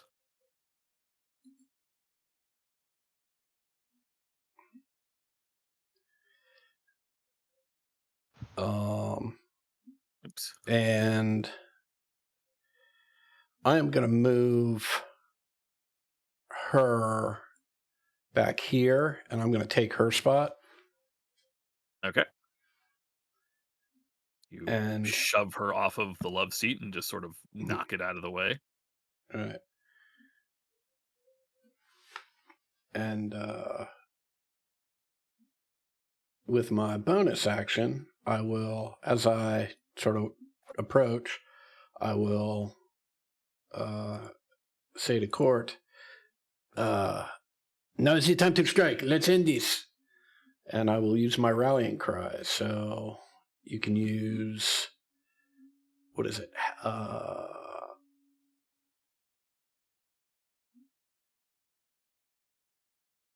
You can use 2 of your hit dice to regain hit points. Oh, cool. Like right now? Yep. Okay.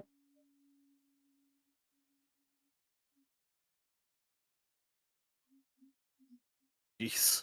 Cool. Nice.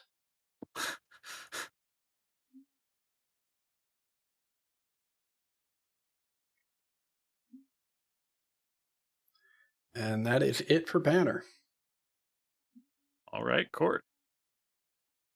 I just like to once again sneak attack, steady aim. Okay.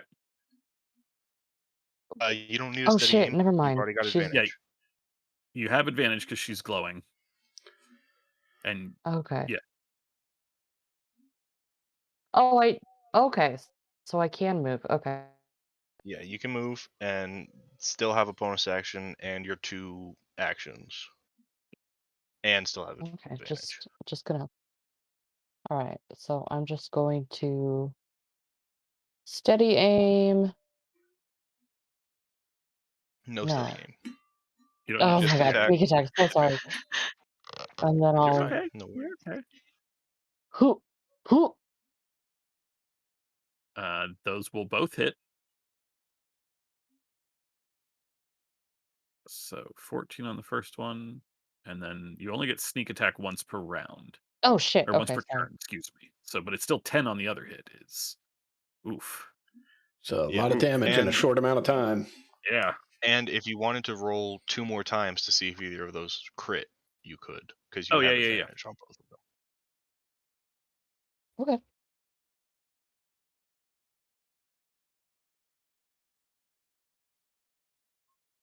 Nope. All right. Anything else? That is all. All right, Hemlock. Little creatures. Oh, okay. Um.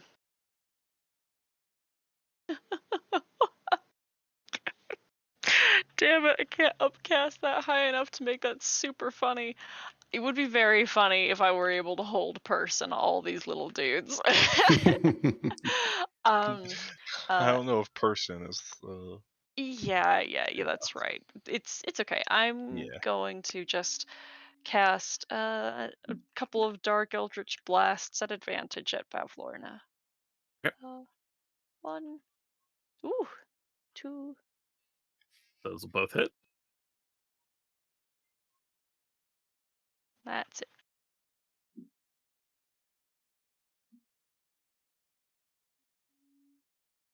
Okay. Hemlock, how do you want to do this? Oh god.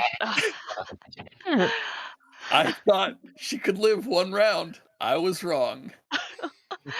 um in the same manner that he has been, he just sort of uh squints through his lens with wand extended and targets once and then twice, um black bolts of mist begin to seep through her skin and uh, sap her life away before her eyes just glaze and she drops stiff.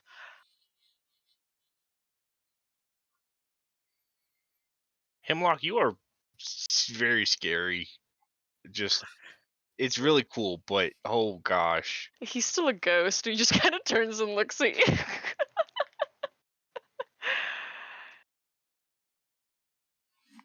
All right. For their part, the little versions of her when she falls to the ground dead, they sort of go through a like a hyper fast rot and just fall apart onto the ground. I thought you were going to say they go through a hyper fast 5 stages of grief. No, no, they fall apart and fall into pieces on the ground. Wait, Did you say I wait or wanna sweet? yeah, I said Okay. wait. I want to uh run outside and see if I can see the Miss Witch.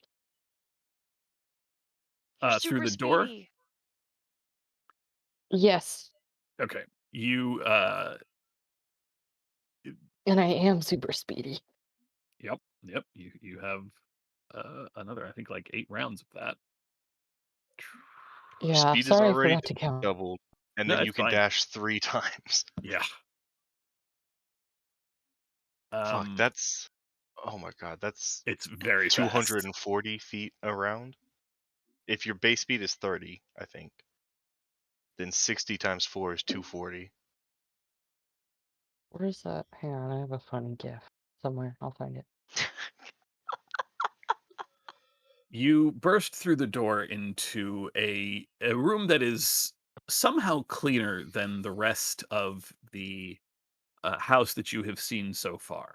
The ground of this room is covered in straw, and there are a number of there are 3 very, very tall, wide windows. One of which is the shutters have been thrown open, and the other 2 remain closed. There are a number of birds with little hoods over their heads, standing on pedestals throughout the room. There is no sign of the of the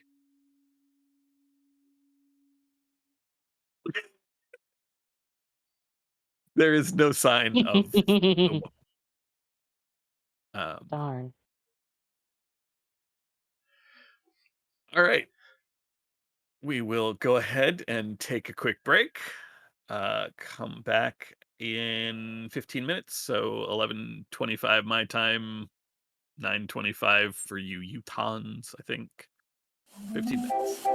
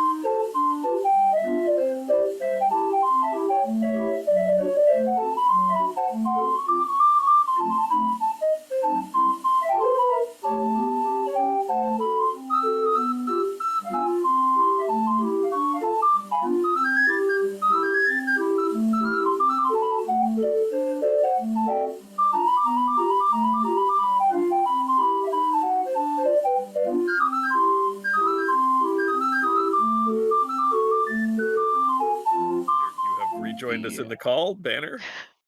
Mm-hmm. Okay. And I have heard Court and Hemlock. Beto, The beto. four of you stand over the broken and still form of Bavlorna Blightstraw. Already, mushrooms and other Griblies have begun to sprout out of her corpse, and it adds to the already horrific smell of this room. Um, Which, well, looking sorry. around, you now that you have a moment to actually peer around, there are a few um, things that were not really noticed at a first glance. There is a um, wait, do I have the right location? Yes.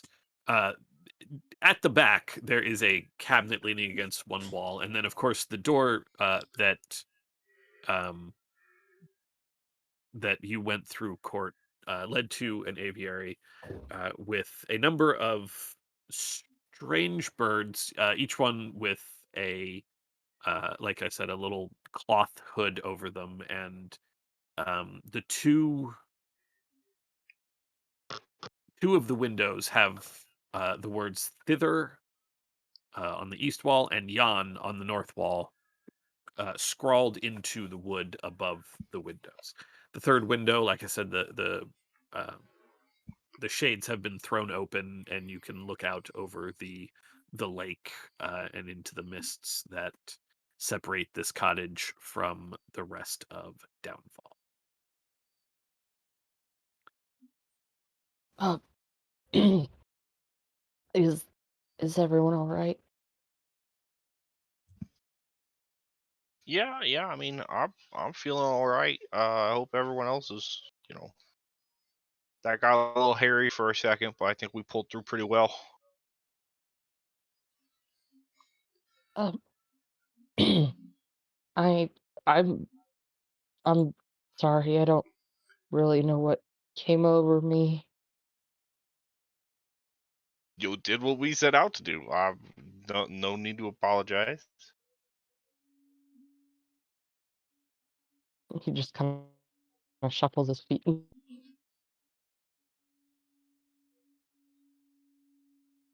Well, there's probably a lot of rooms in this house that might have stuff in them. What's out there? Oh,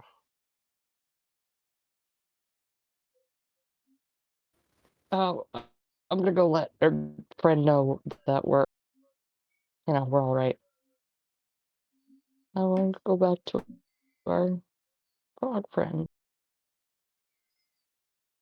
You go back through the door that you came through, down the stairs. Morgort is standing there with the dagger in hand. What was all that commotion? Oh, we got Bavlorna. Oh, oh, oh, oh my! Yeah, Is uh, bleh, got her. I see. Everything okay down here? Yes, it's been quiet down here. Good, Uh, good. are you okay? I am a little shaken, but I'm well. Yeah. How are you? I'm fine. All's quiet down here. Okay, I think we're gonna go poking around. Okay, I'll hold down the fort. Just give a shout if you need me.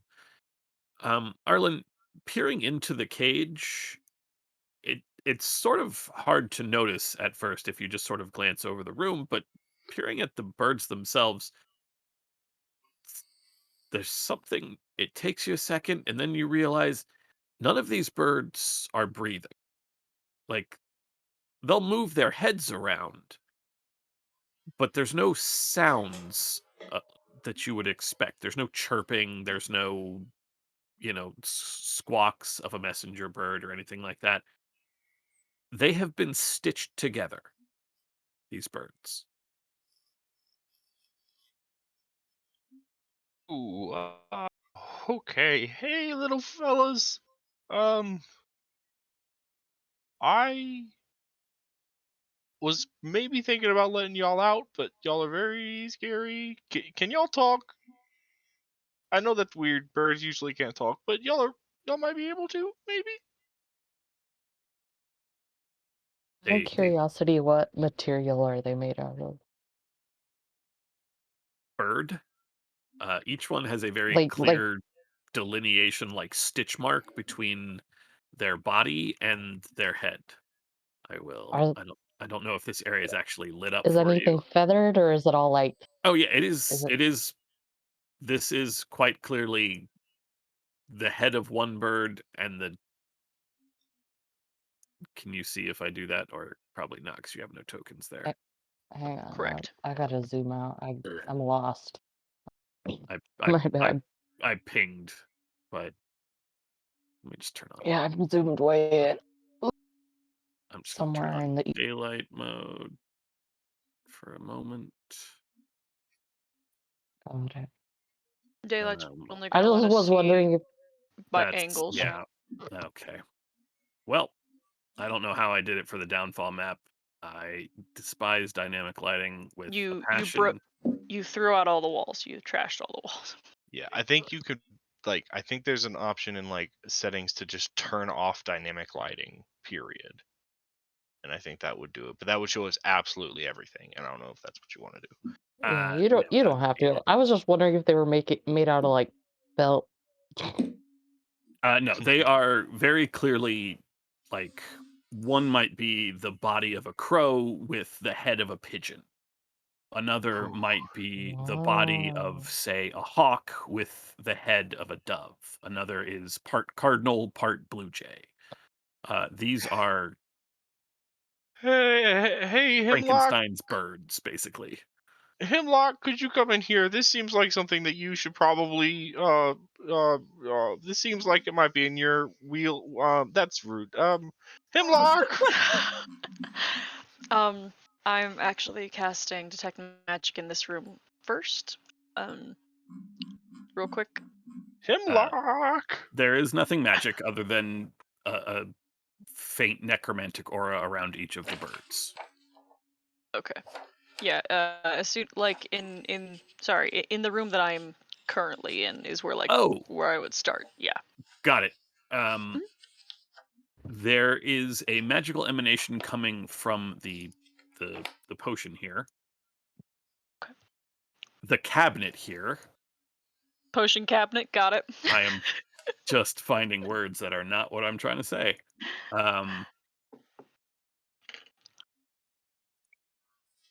Hemingway, Alexander Lockhart, please get in here. What? I don't know. I'm just please. These weird birds. But that's it. Sorry. Okay. Yeah. Got distracted. Yeah.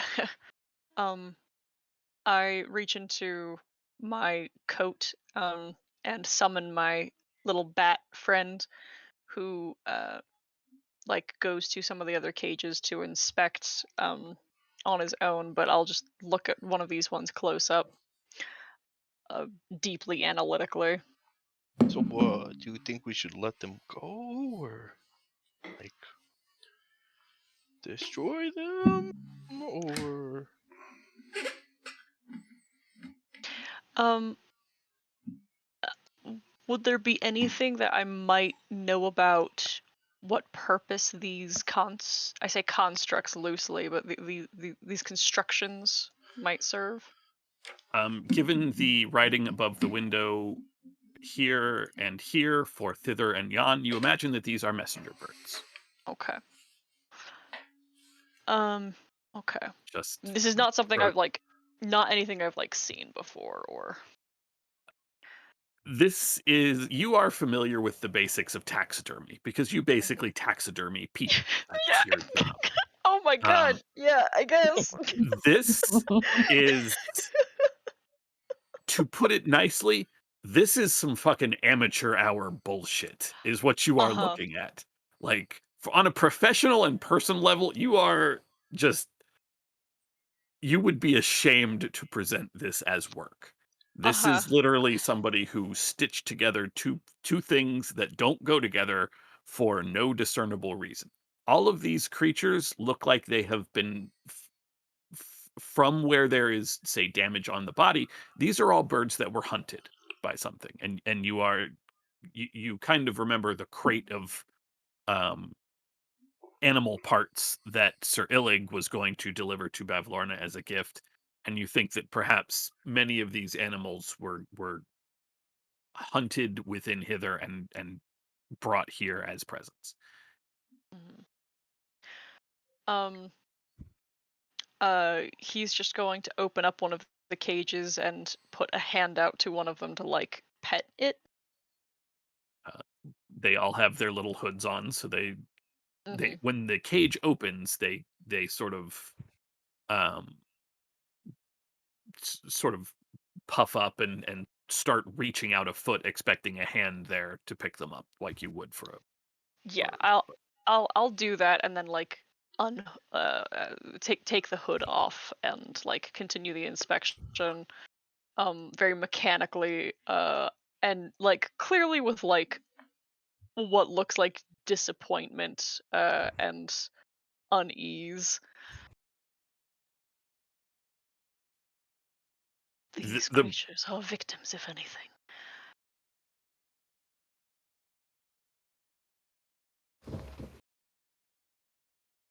It may be appropriate that we find some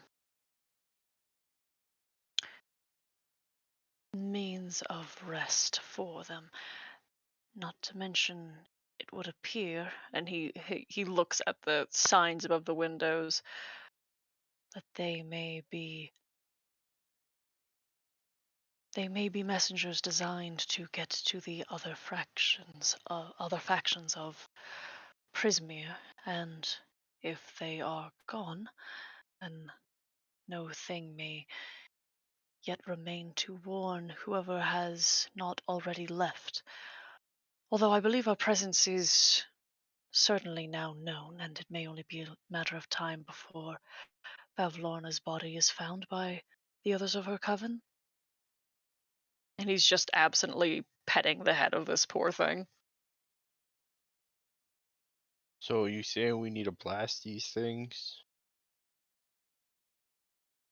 I think they have endured enough and deserve better than this.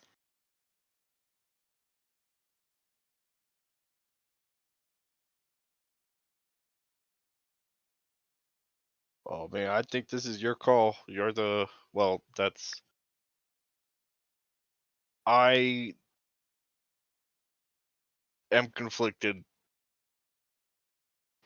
Hemlock sort of lowers the hand that is holding holding the bird to like very gently extend it to Arlen, kind of like let him look at it in a better terms.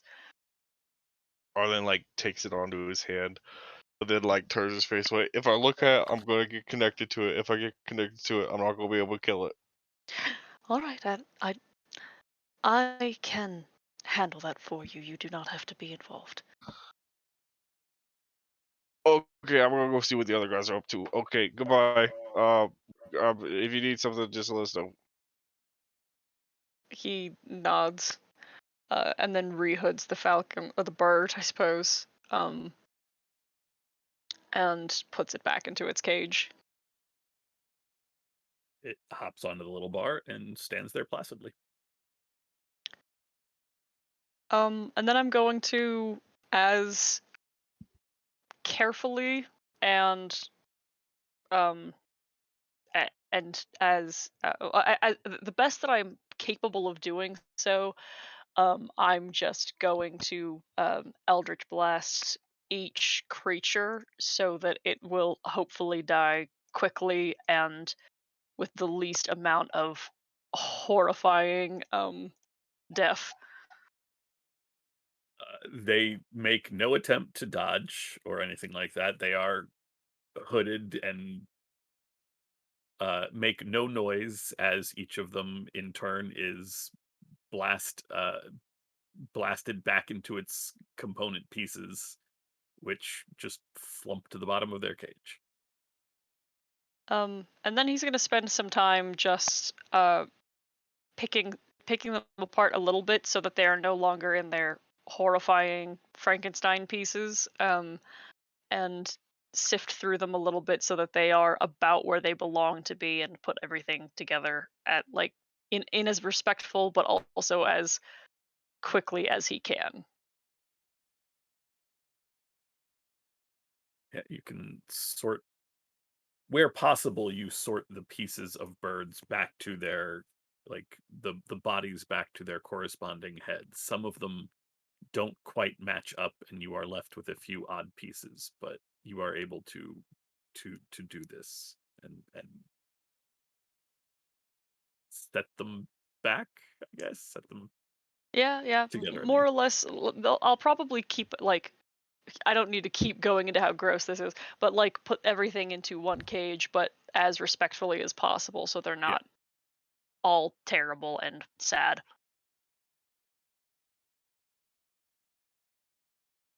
And that's probably going to take a strange amount of time before I'll be able to rejoin everyone. Banner, what are you two doing?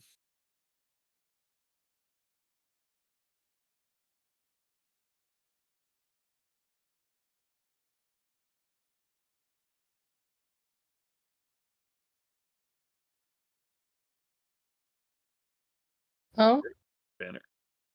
In the meantime, Banner, what are you up to? Because Court has run down to the bottom level and is speaking to Morgort. Banner's going to start in this room looking for two things.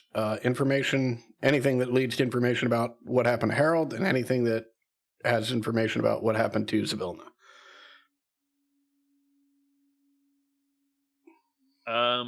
Go ahead and make an investigation check. Mm-hmm. Let me take that off.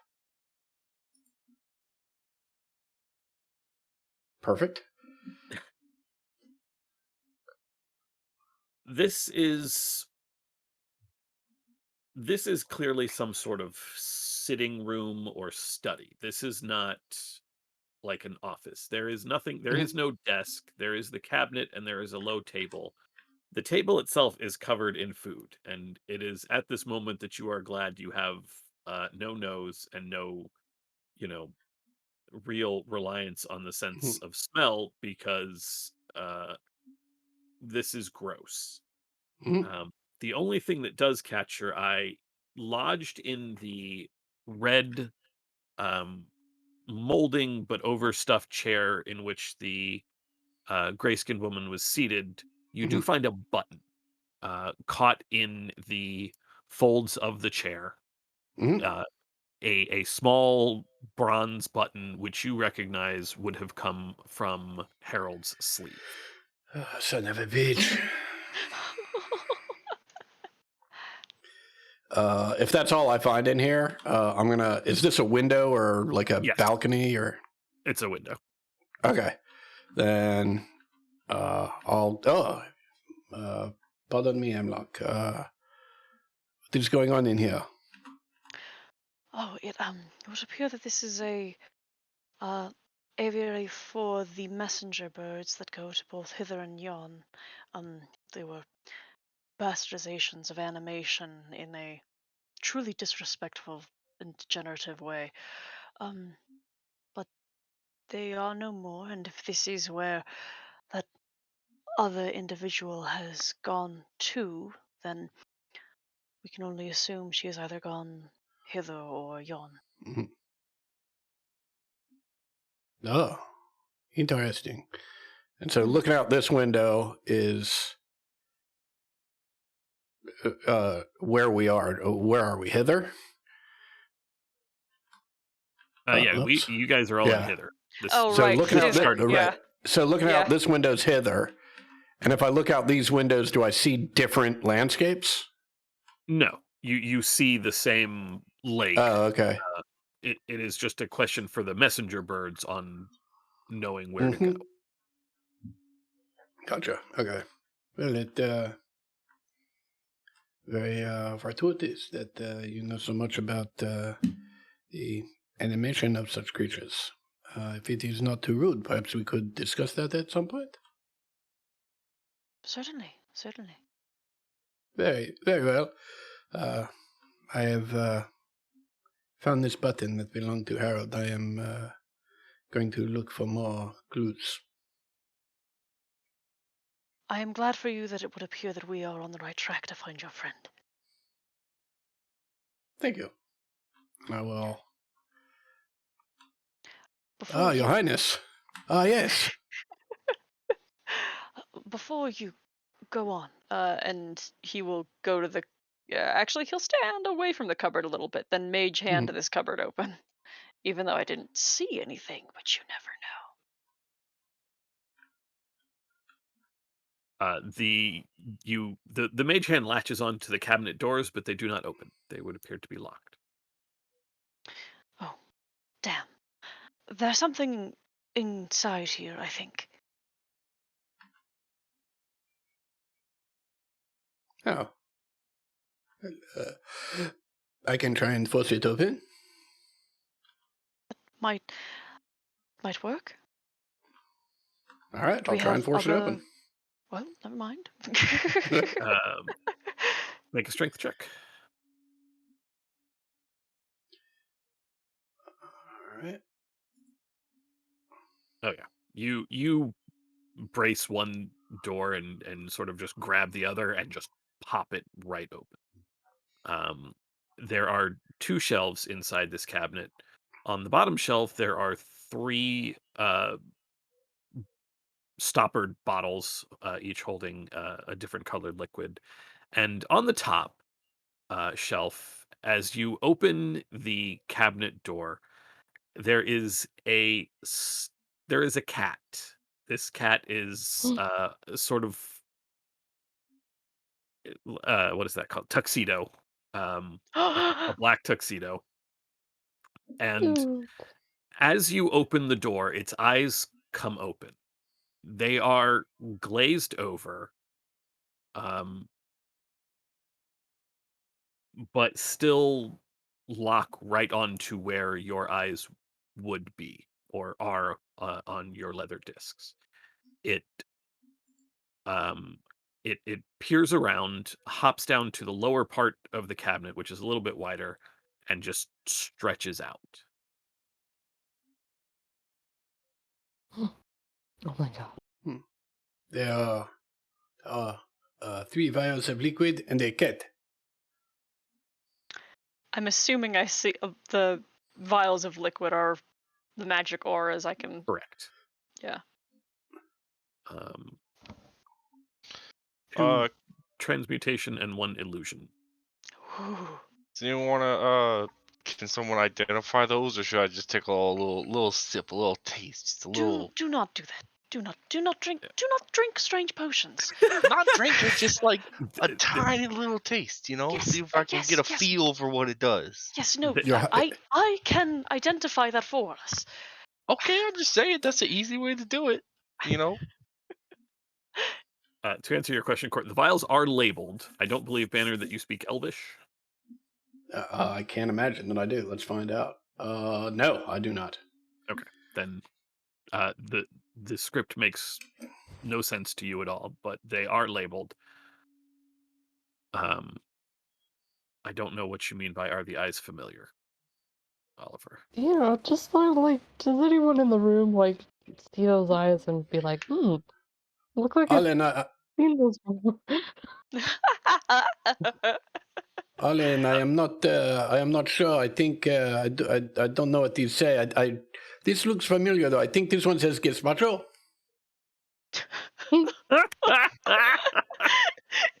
I mean, I speak Sylvan, not Italian. Yes, the core languages of Faerun: Common, Elvish, Dwarvish, and Italian. I'm going to use Mage Hand to retrieve the potions, and say, I can take a moment to look at this now, or it can wait. It'll take about half an hour to do so. Well, I will continue looking if you would like to take the time. What should we do about the kit? I want to squat down and try to get the cat to come to me. The you squat down, you do the you know the fingers thing to get a cat's attention. It looks up at you and begins to clean itself. You looking at it and having just dealt with the birds, you are very aware that this cat is also dead.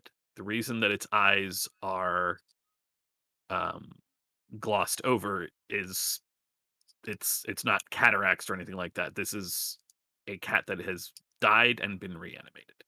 Unlike the birds, this cat is in one piece. Oh, I can't leave this cat now. I'm going to just go up to it then and try to like put my hand out to it and try to pet it if it will let me. Yeah, it sits there. All right. Look, all I'm saying is just a little taste. That's all I need. Just a little tiny taste. Do you know what happens when you drink multiple potions at once? Just a tiny taste. Gosh. And you are unfortunately a tiny person. I am alluding to the fact that in the DMG it does say like a tiny taste is enough to identify a potion. Yeah, I understand that. I understand that perfectly well. I can just cast identify. Fine. No fun.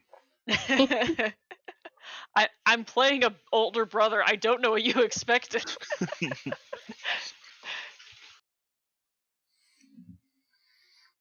I'm gonna stand next to this cat and keep petting it and cast identify while people explore. Okay. Cast identify 3 times or whatever. Come, Your Highness. Shall we see what is behind that door? And just take 30 minutes to identify these. Yeah, let's head didn't on someone, through. Your I don't know, Highness. use all of his bardic inspiration and can now get them back on a short rest? I'm sorry. Yeah, Arlen will try to open this door. The door does open. I don't believe doors here. Well, this was not locked anyway. You can hear from down the hall, down past this. This is the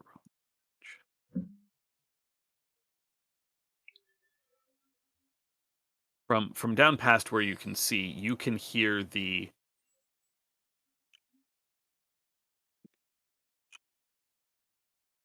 sounds of heavy footsteps on creaking wooden floorboards, and the occasional sort of rhythmic thunking sound of metal on wood.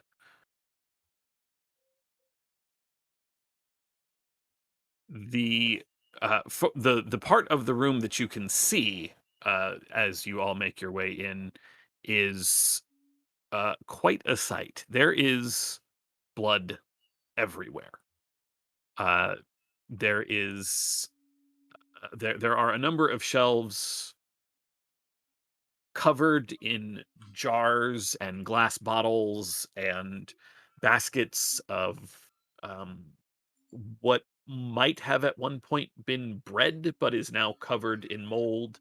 There are great large wax covered, what you assume are wheels of cheese. You are clearly in some sort of kitchen. And um, Arlen, as you come around, you can see the figure that you saw in your vision. I don't know why they describe this character as a small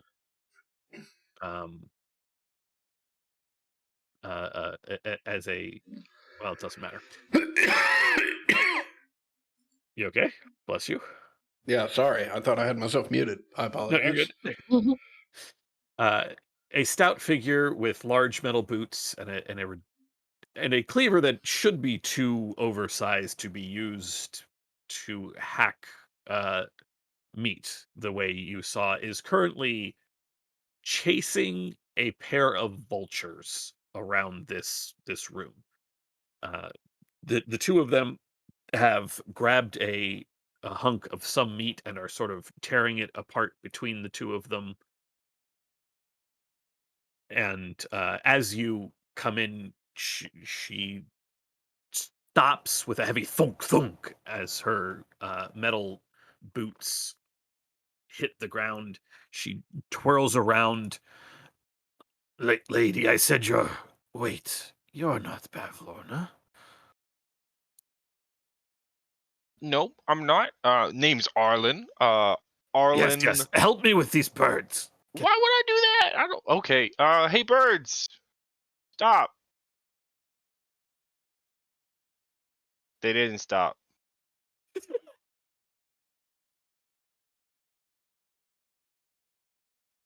Look, I already used up all my molasses, so I don't think I'm going to be able to slow them down.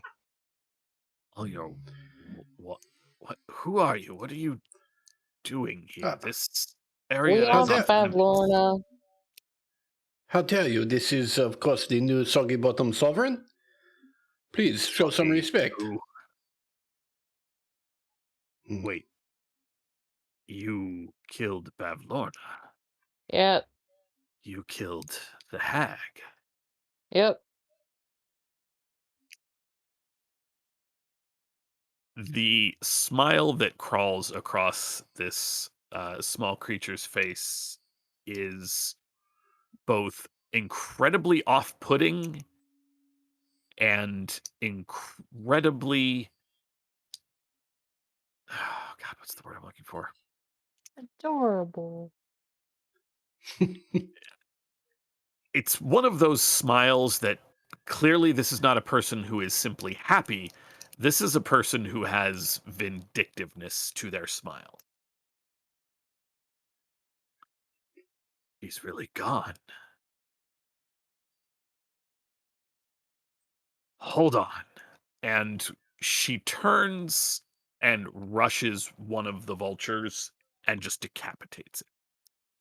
And then looks down at her giant cleaver and just smiles. Okay. That I don't like that. Who are you? You can call me Bloody Toes. I can Bloody kill again. Toes. No, no, you can't. I'd prefer you not do that. Oh, I won't kill you. No, no, no. I owe you. If you killed Pavlorna, you broke the you broke the bargain. Thank you. Um, no, I wasn't really just talking about myself. Like, I'd like it if you didn't kill anyone. Please.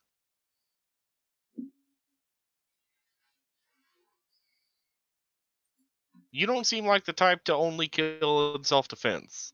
Quite the opposite, actually.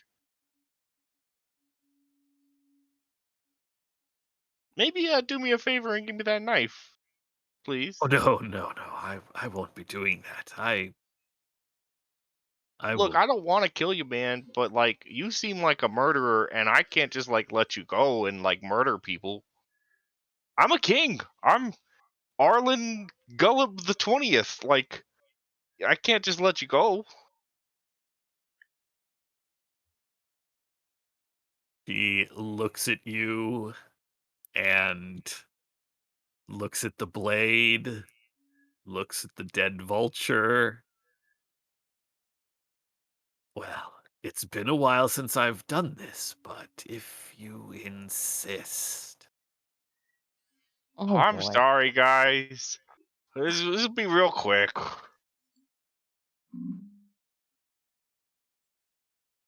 Oops.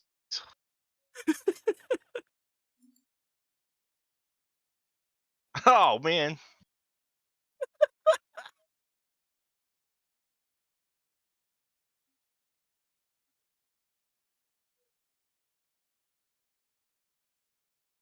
Yeah, I'm sorry.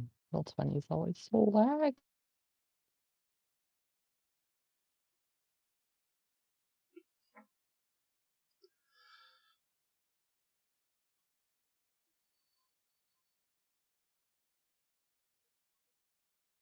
All right.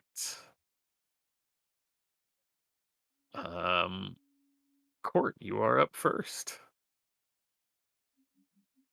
What? Really? Yep.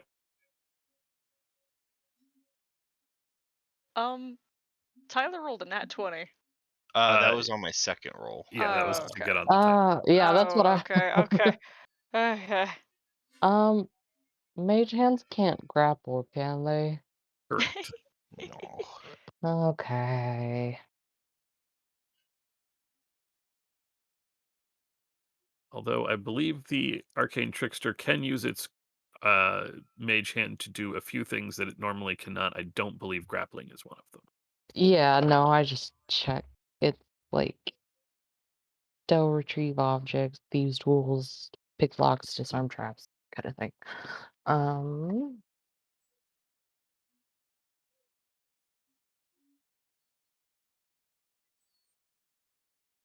I shall.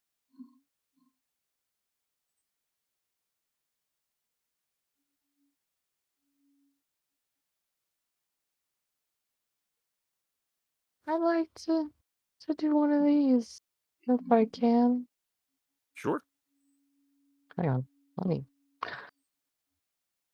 Hoop, hoop.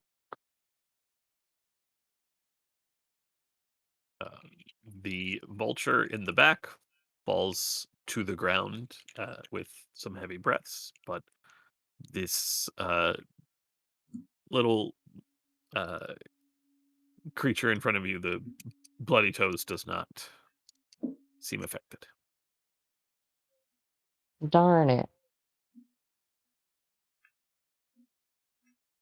That's all. Arlen, Okay. Okay. This is getting pretty tense. Well, we all just calm down. How about a little joke? What did what did the slug say to the snail? What'd they say? What's your mortgage like? Ha. Cast Tyler, was that a joke that you just made up just now? on the spot. Yeah. Jesus Christ. the vicious smile that this creature had plastered on its face somehow goes even wider, and its mouth opens, and you just hear.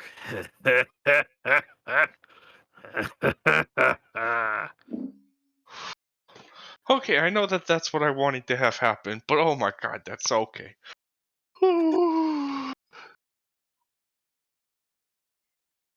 That's it for my turn. All right. On their turn, they are incapacitated. They are prone, and at the end of their turn, can try to save again. Uh, uh, Banner, you're up. All right. I'm just gonna walk up to this guy who's lying on the ground, and Yep. I'm just gonna sort of bend the knees a little bit and try and drive his head into the ground. All right. You have advantage because they're prone. Mhm. That will hit.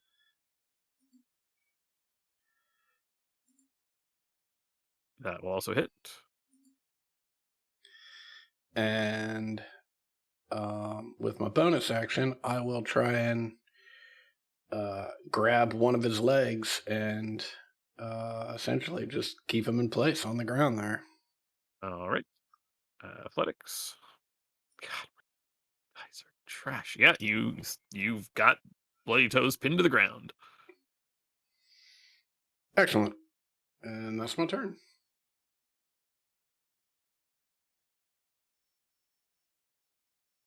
Hemlock. I'm gonna go out on a limb and assume that I have not been heralded and just am going to assume there is commotion happening because there's commotion, not Yeah. that there's danger. It is definitely loud, but Uh, nothing like immediately discernible, but just loud thumping, loud crashing, voices, raised voices, laughter, more crashing. yeah, I think I'm gonna just let that one go and wait until I get yelled at that there's actually an issue. Okay. Court. I'm gonna hate yell that to there's an interrupt- issue. We hate to interrupt your identifying. I'm gonna I yell made that this there's an issue. choice. I'm just teasing. Hollering and yelling. And Hollering and yelling. also, I'm not moving. I'll steady aim sneak it. It will be a straight roll because they are prone and you're far away. You have disadvantage. That still hits. You will get sneak attack because of the offset. You don't actually have disadvantage, and you have an ally within 5 feet. Woohoo! Okay. A crossbow bolt thunks into this creature. Arlen, or anything else? Oh no, you Yep, aimed. that's everything. That's all of it. And Arlen. I'll cast a little mind sliver. Put a spell on you.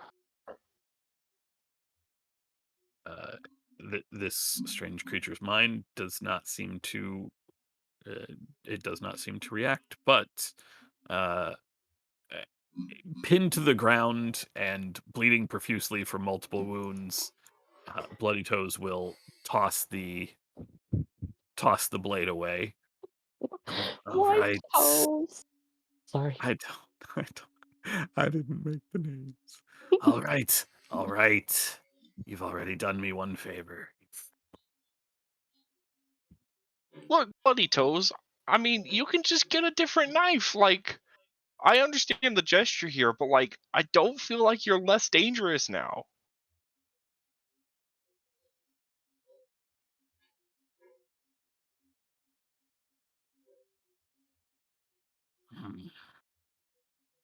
And it is going to try to break the grapple.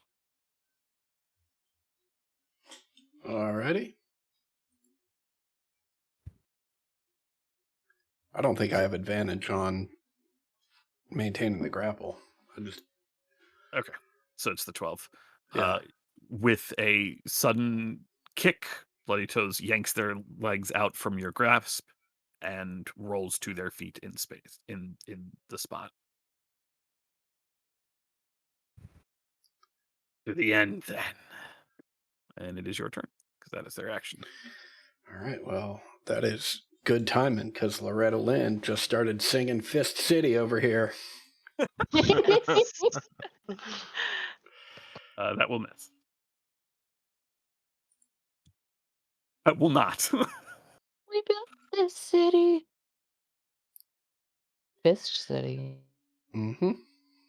We built And, Fist Bloody City. Toes is Yeah, on their Tyler! last legs. And with my bonus action, I will try and grab him again. On their left toes. Their last. They throw your hands off and are not grabbed. Still chilling, I'm assuming. So, Court. Just Oh no, I got yelled nope. at, so I have to come Oh. back. We lost Craig. I shot Craig with my. You sure did. Please wait. I will attempt to rejoin it. Now recording. You fucker. Anyway. I scratch the cat under the chin, and then 1, 2, 3, 4, 5. Is that right? 1, 2, 3, 4, 5, 6. I think is right there. And then 6 does come after 5. Good 1, job. 2, 3, It's only 5 to there, I think. 4. 1, 2, 3, Okay, 4, it's 5, still a 6. dash to get here. Yeah. Yep, that's it.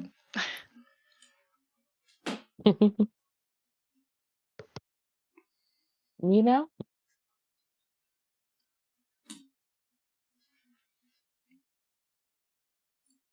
Hurt.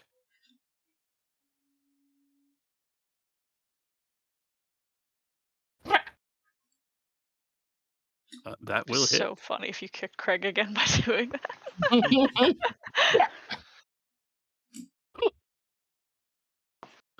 Ooh. And with a this little critter goes still.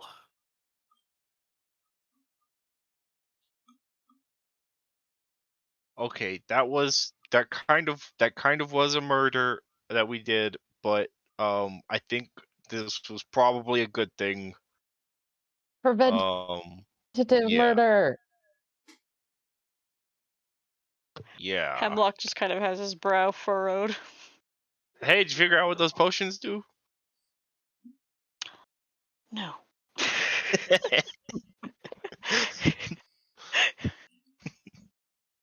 Sorry for hollering. Go back to it.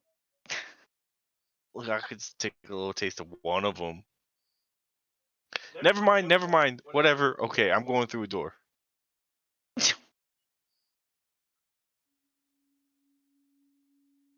I'm bringing the cat over to this couch.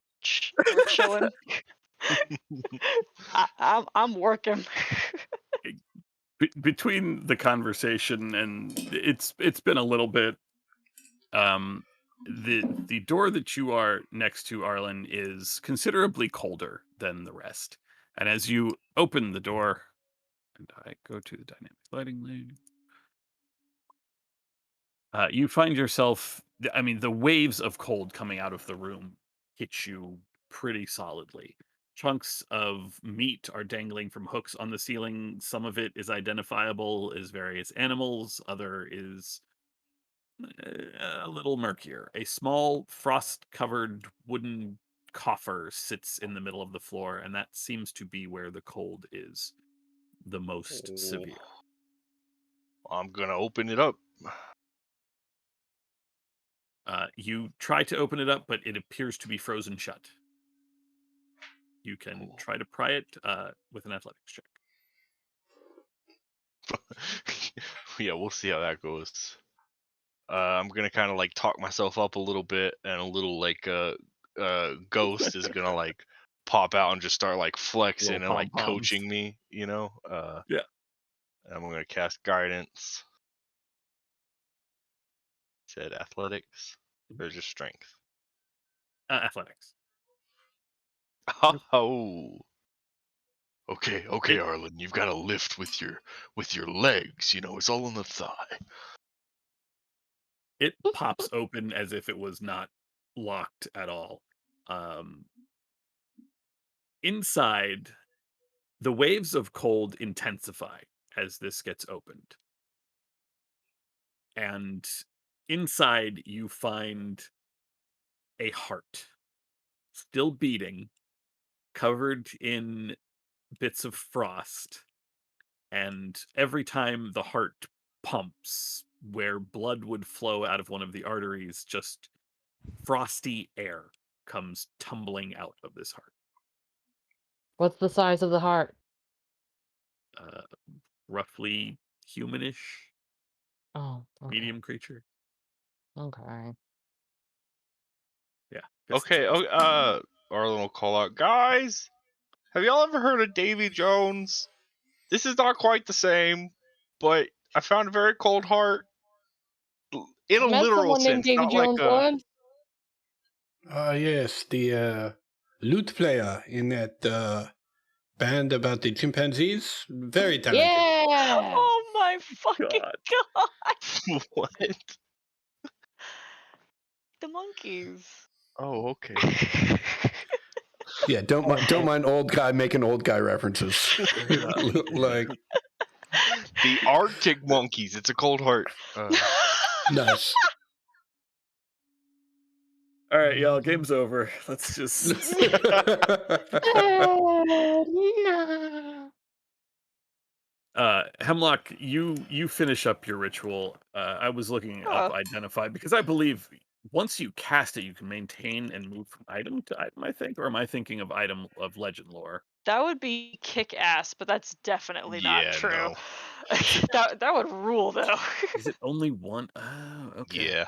Yeah. Got to do. Okay, yeah, no, each time. Yep. Just okay. You can come back and try one of No, them. It's the whole no. idea of tasting every single one of them one after another that is the concerning aspect he's We could talking. just each taste one. You could, but you guys walked off. I'm exploring. It's very cold in there.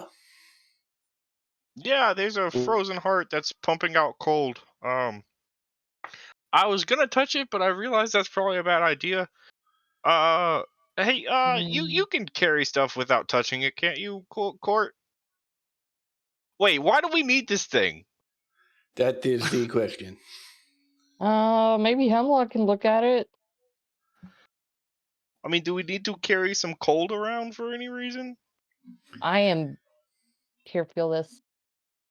I unglove a hand and reach out and touch. Golly, okay. Oh, you don't need it. I mean, if we have like a bag, we could turn it into like a refrigerator bag. How I carryable don't think is, we need this is thing. is the ice chest? I'm sorry. What? How big is the ice chest? It's a normal size chest, so like a couple feet. How heavy is it? Can I pick it up? It's Oh, probably I Mage think chests are like 20 pounds or something like that. They're pretty heavy because it's banded with iron and Oh, I can't carry more than 10 pounds. Maybe we should just leave this in here and 20 let pounds. I this go pick up remain the a heart. That freezer. was close. I go pick up the heart. I go pick up the heart. You pick up the I heart. go pick it up with my hand. It is extremely cold to the touch at first, but as you pull it out of the chest, the waves of cold stop.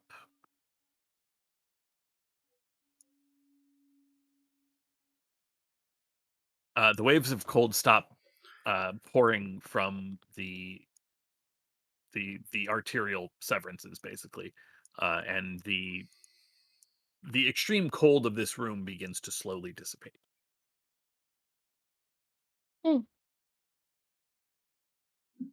I walk out to go show Hemlock. Port wanders out with a heart still beating, weirdly, just no cold pouring out of it. I hold it up above my head. Look at this. His eyes, he's just absolutely awestruck.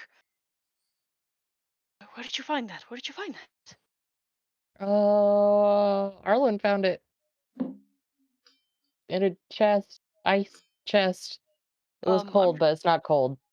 It's not I'm just cold going anymore. to put the potions in my bag and close my book and look at this with detect magic. There is the fading traces of evocation magic on this heart. Like I can see it fading, like right now. Mm-hmm. Whatever spell was on it seems to have been broken. Oh no! Show me where you found it. Court scuttles back in and like dunks it back in the. It hits the bottom of the coffer with a kind of meaty thunk, but nothing else happens.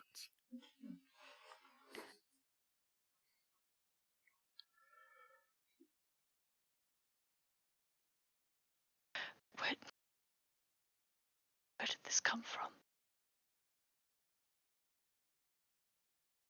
Probably a person? Yes, but there's something that it is doing.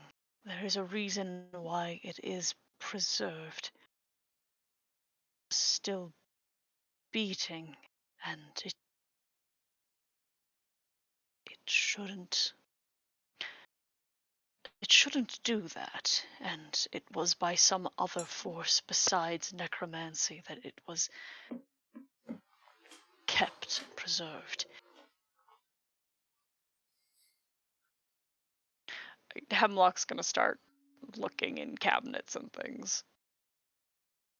You seem to be in a kitchen area, so you mostly find cooking herbs, meats. Much of the food is still viable, but some of the bread has molded, some of the vegetables have gone soft.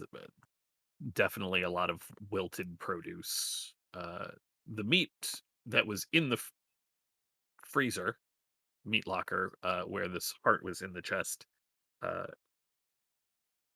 most of it is still frozen. I mean, it will take time to thaw, but that seems to be inevitable. If it helps, it was producing coldness. Maybe it's just, uh, you air chiller If I part. if I look at this box, is it what is providing the evocation magic? No, the Was the there heart is itself? correct. Okay. The box focused the magic, and whatever spell was on the heart only operated as long as it was in the coffer, but the spell is on the heart itself. Okay. And it seems like that's failing now. Correct. Okay. Whatever it was, it's not going to last anymore, and some charm, I presume, to keep this whole space cold. Meat's gonna go bad. Heh. Hemlock sort of covers his mouth and gags a little bit, and then walks out of that room. I do a double check sweep of the area, and then I want to investigate the room we were in before too. There are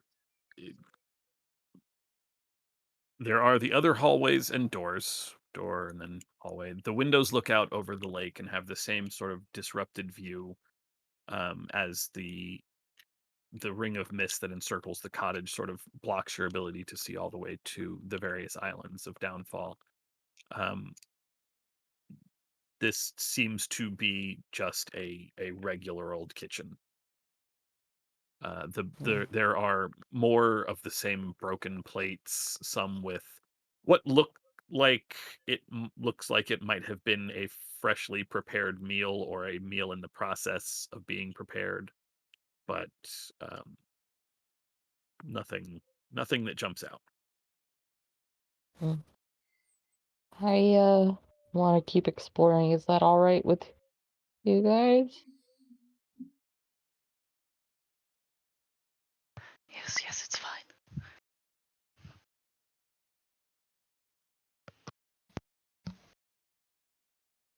Arlen, Banner, wanna? Yes, absolutely. There are more rooms to explore. I A believe few there are more doors stairs. in this room. Yes. I will open the door I'm standing in front of. Um, Uh, one thing, real quick, Court. Mhm. It with um the protection that Hemlock has given you, the voice of the croaking that was in your head has muted significantly. But even with Bavlorna dead, there is still, and it's very very faint. You only catch it every few minutes now. There is still that sense of sound. You don't necessarily hear it anymore, but there is still something out there that is calling to you in a croak. Mm, I have a. Mm, hmm. Banner, will you humor me for a second? Oh, certainly. I want to try. I'm gonna grab Banner's hand and start walking around and seeing if it gets any more audible or frequent if I go in certain directions.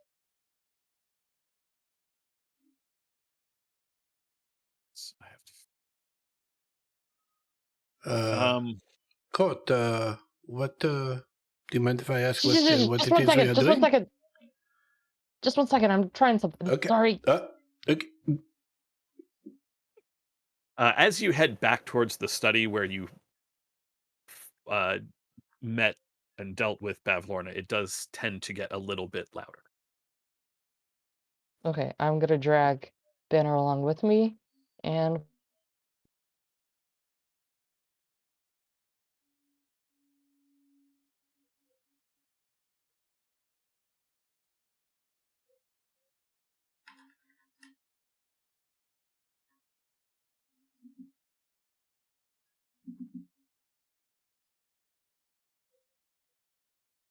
can I parse any more details from it, or is it just kind of level out here if I keep walking around in circles, or It- kind of going up different edges of the room, trying to go different directions? Um, it's a little louder on this side of the room than it is on this side, but it seems like it's probably up. As you walk around, you realize that you've seen this entire side of the cottage for the most part. It's either up or down from where you are. Mm, I'm looking for something. You guys, Banner, Arlen, I don't know if you got. I gotta go stairs. Did you guys see stairs? Uh, I'm gonna go peek my head out this window, see if like the roof is accessible, or just by sticking my head out, well, or if Court, there's another it looks floor. like there are stairs up right over here. Great.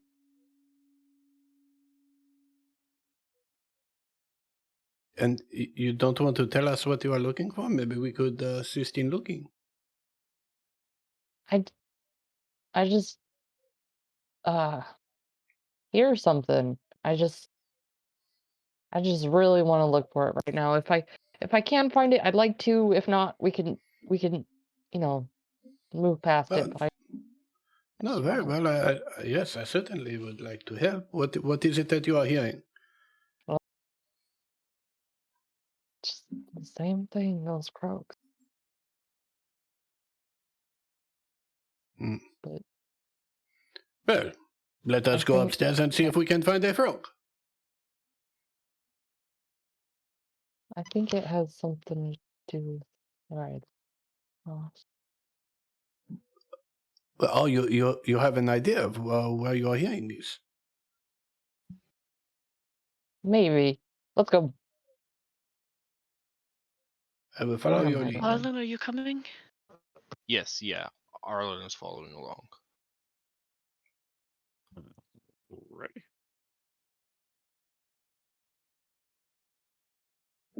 I grab all of you. Take me there.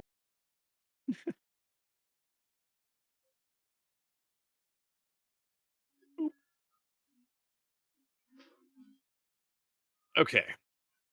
You climb up the creaking stairs into a large room that takes up most of the. Why is there a dead Lord? That's weird. It's bizarre.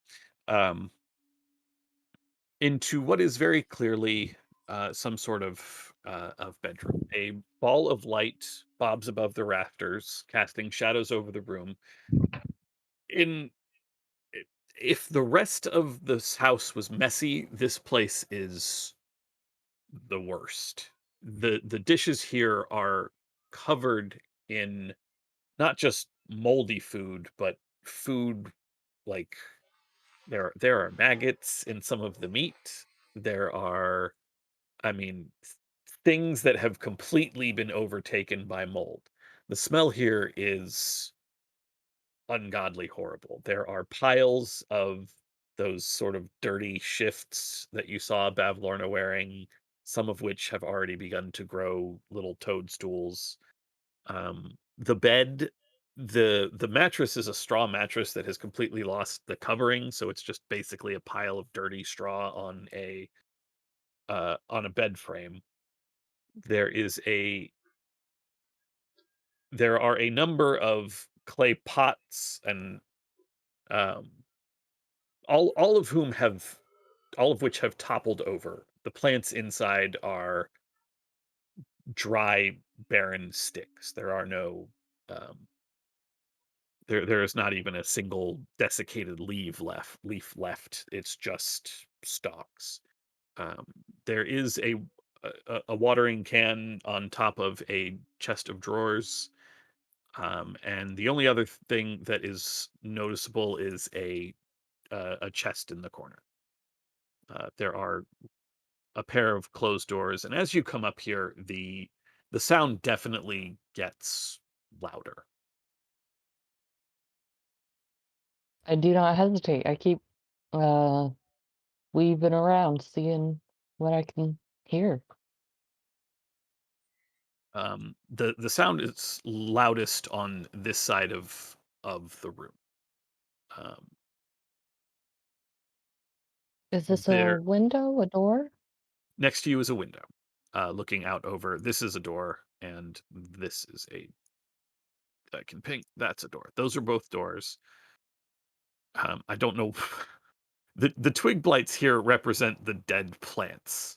I think you guys can see these tokens. Mm-hmm. Okay. Yeah. This is a you are familiar enough with what a will o' the wisp looks like, having met three of them at one of the Owells. Uh, it does not seem to react to you as you come in. It sort of just flitters around the center of the room.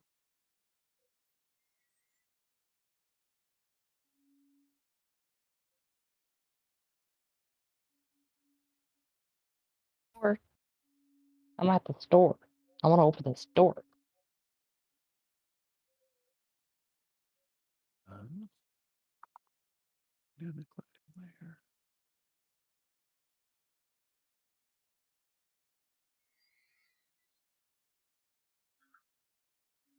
Oh, that's actually not the the door is actually locked when you approach it initially, and just almost as if uh, almost as if drawn to it, your hand goes to the key that Jingle Jangle gave you. So what seems like ages ago, and the moment that you touch it, the croaking stops. Mm. Uh, this room is dark and cluttered, and it looks like it is a hoarder's stash. There are heaps of discarded blankets, quilts, cushions, all kinds of clothing, musical instruments, toys, dolls, jewelry boxes, flower vases, caskets, and broken furniture. Among the heaps of junk are a few oddities. There is a stag's head hanging on one of the walls, a white porcelain jar with chicken legs standing on a table, a fancy helmet placed on the faceless head of a mannequin, and a 5 foot long bronze statue of a giant frog squatting in one corner, its mouth agape and filled with impenetrable darkness. A weird croaking sound calls. Uh, you look down, and one of Bavlorna's uh, Lornlings is here, and it is in the same process of falling apart that you saw the ones that she had very recently summoned. do, and then just go still.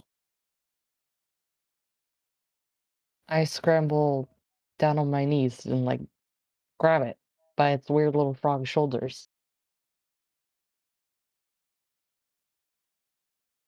Hey, hey, hey, hey, hey, hey, It hey. is unfortunately quite dead. It was probably some sort of you have seen that they pass messages to her, so this was probably here to watch. Banner, will you lift me up? Certainly. I just want to touch the ceiling and light it up Okay. so I can see a little more clearly. Oh, that Then, is much better. Thank you.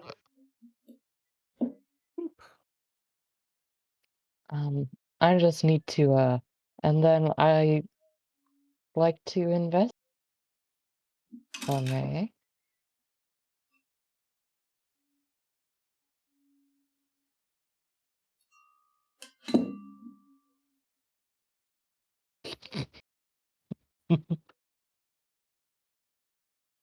Hey, that's nothing. Don't What are you have to worry finding in about there? that. There's all sorts of shit in here. Court is just digging, like Yeah, there digging is around. a ridiculous amount of just junk in here. Just piles of stuff. Most of it in anywhere from terrible to okay shape. The one thing that does stick out is the skull mounted on the wall, which uh, you look at it and are immediately reminded of Clapperclaw, the little scarecrow that you met on the bridge, talking about his beautiful stag head had been taken. Oh, Banner, you should probably grab that. Yes, very well. I will pick up what I now presume to be Clapperclaw's head.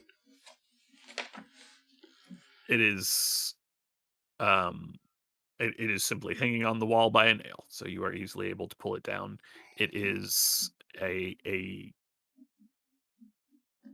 very well cleaned and preserved skull with the horns still intact, or the excuse me, antlers still intact. Excellent.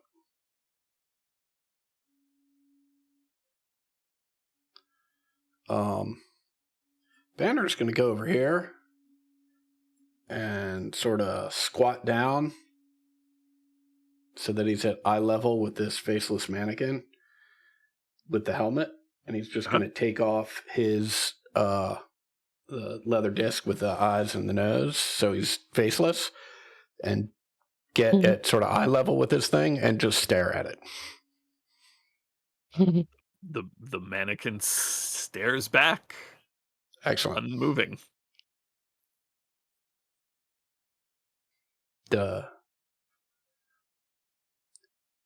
It's a good-looking mannequin, don't you think, God?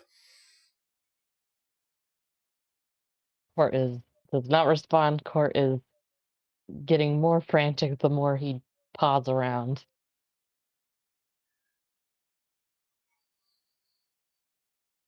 The one thing you do notice after a little while looking around the room, you have cast light onto the ceiling, and it does cast shadows all over the place. The frog statue, the mouth is open, but even with the light, you cannot see into it. Having Oh, sorry, go ahead. Reach your hand in it. no. I've seen Upon what a hate hole can do, upon thank you. Yeah. um upon noticing this, I think Court is going to screw and stick his whole damn arm in there. Hell yeah. You reach your hand into the frog's mouth, and it disappears into darkness. You are passingly familiar with magical darkness, having just dealt with it not too long ago. this feels weird as well, as you feel like you are reaching into a basically through like a pile of squiggling bodies, but your fingers do eventually latch onto something. You do find a single solid object within the darkness. There are tendrils of sort of this inky dark that are slowly beginning to crawl their way up your arm. I yank. I grab it and yank. You pull out what appears to be a brilliantly made crossbow. It is the stock is a beautiful white wood, and the arms of the crossbow have some sort of colored inlay that reminds you very much of wings. And as you pull the crossbow out of this frog's mouth, there is a moment where time seems to stop. The croaking returns once, twice, and then goes silent. And you're standing there, and something very strange occurs to you. Your clothes don't quite fit right. There's something bulging in your costume. The rest of you see a sort of sparkle of light, somewhat muted by the clown outfit that Court is wearing. And then the brilliance of colored fairy wings. Okay, my turn, my turn, my turn. Arlen goes And and shoves his head in the frog. this is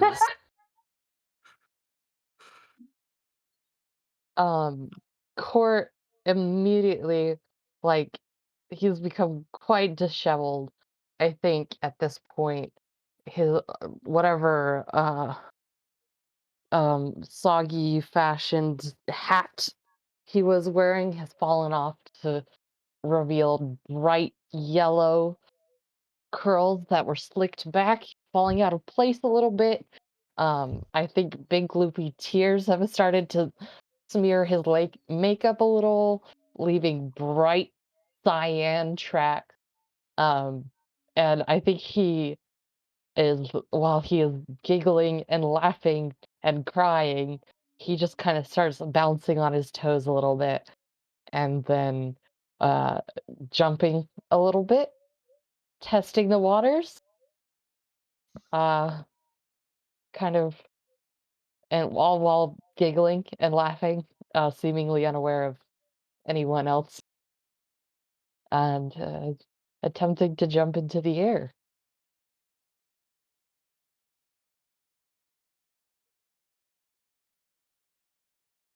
your wings have returned, and so you are able to it takes a minute. It has been years since you have had to use these muscles and had to remember how to do this, but on this third jump, your wings catch you and you are able to hover off the ground. He imme- Arlen, oh, sorry, go ahead. immediately just starts zipping around, hitting all the walls, hitting the ceiling, trying to like maybe eventually leaving the room, just choom choom choom. Careful, careful, careful, careful, careful.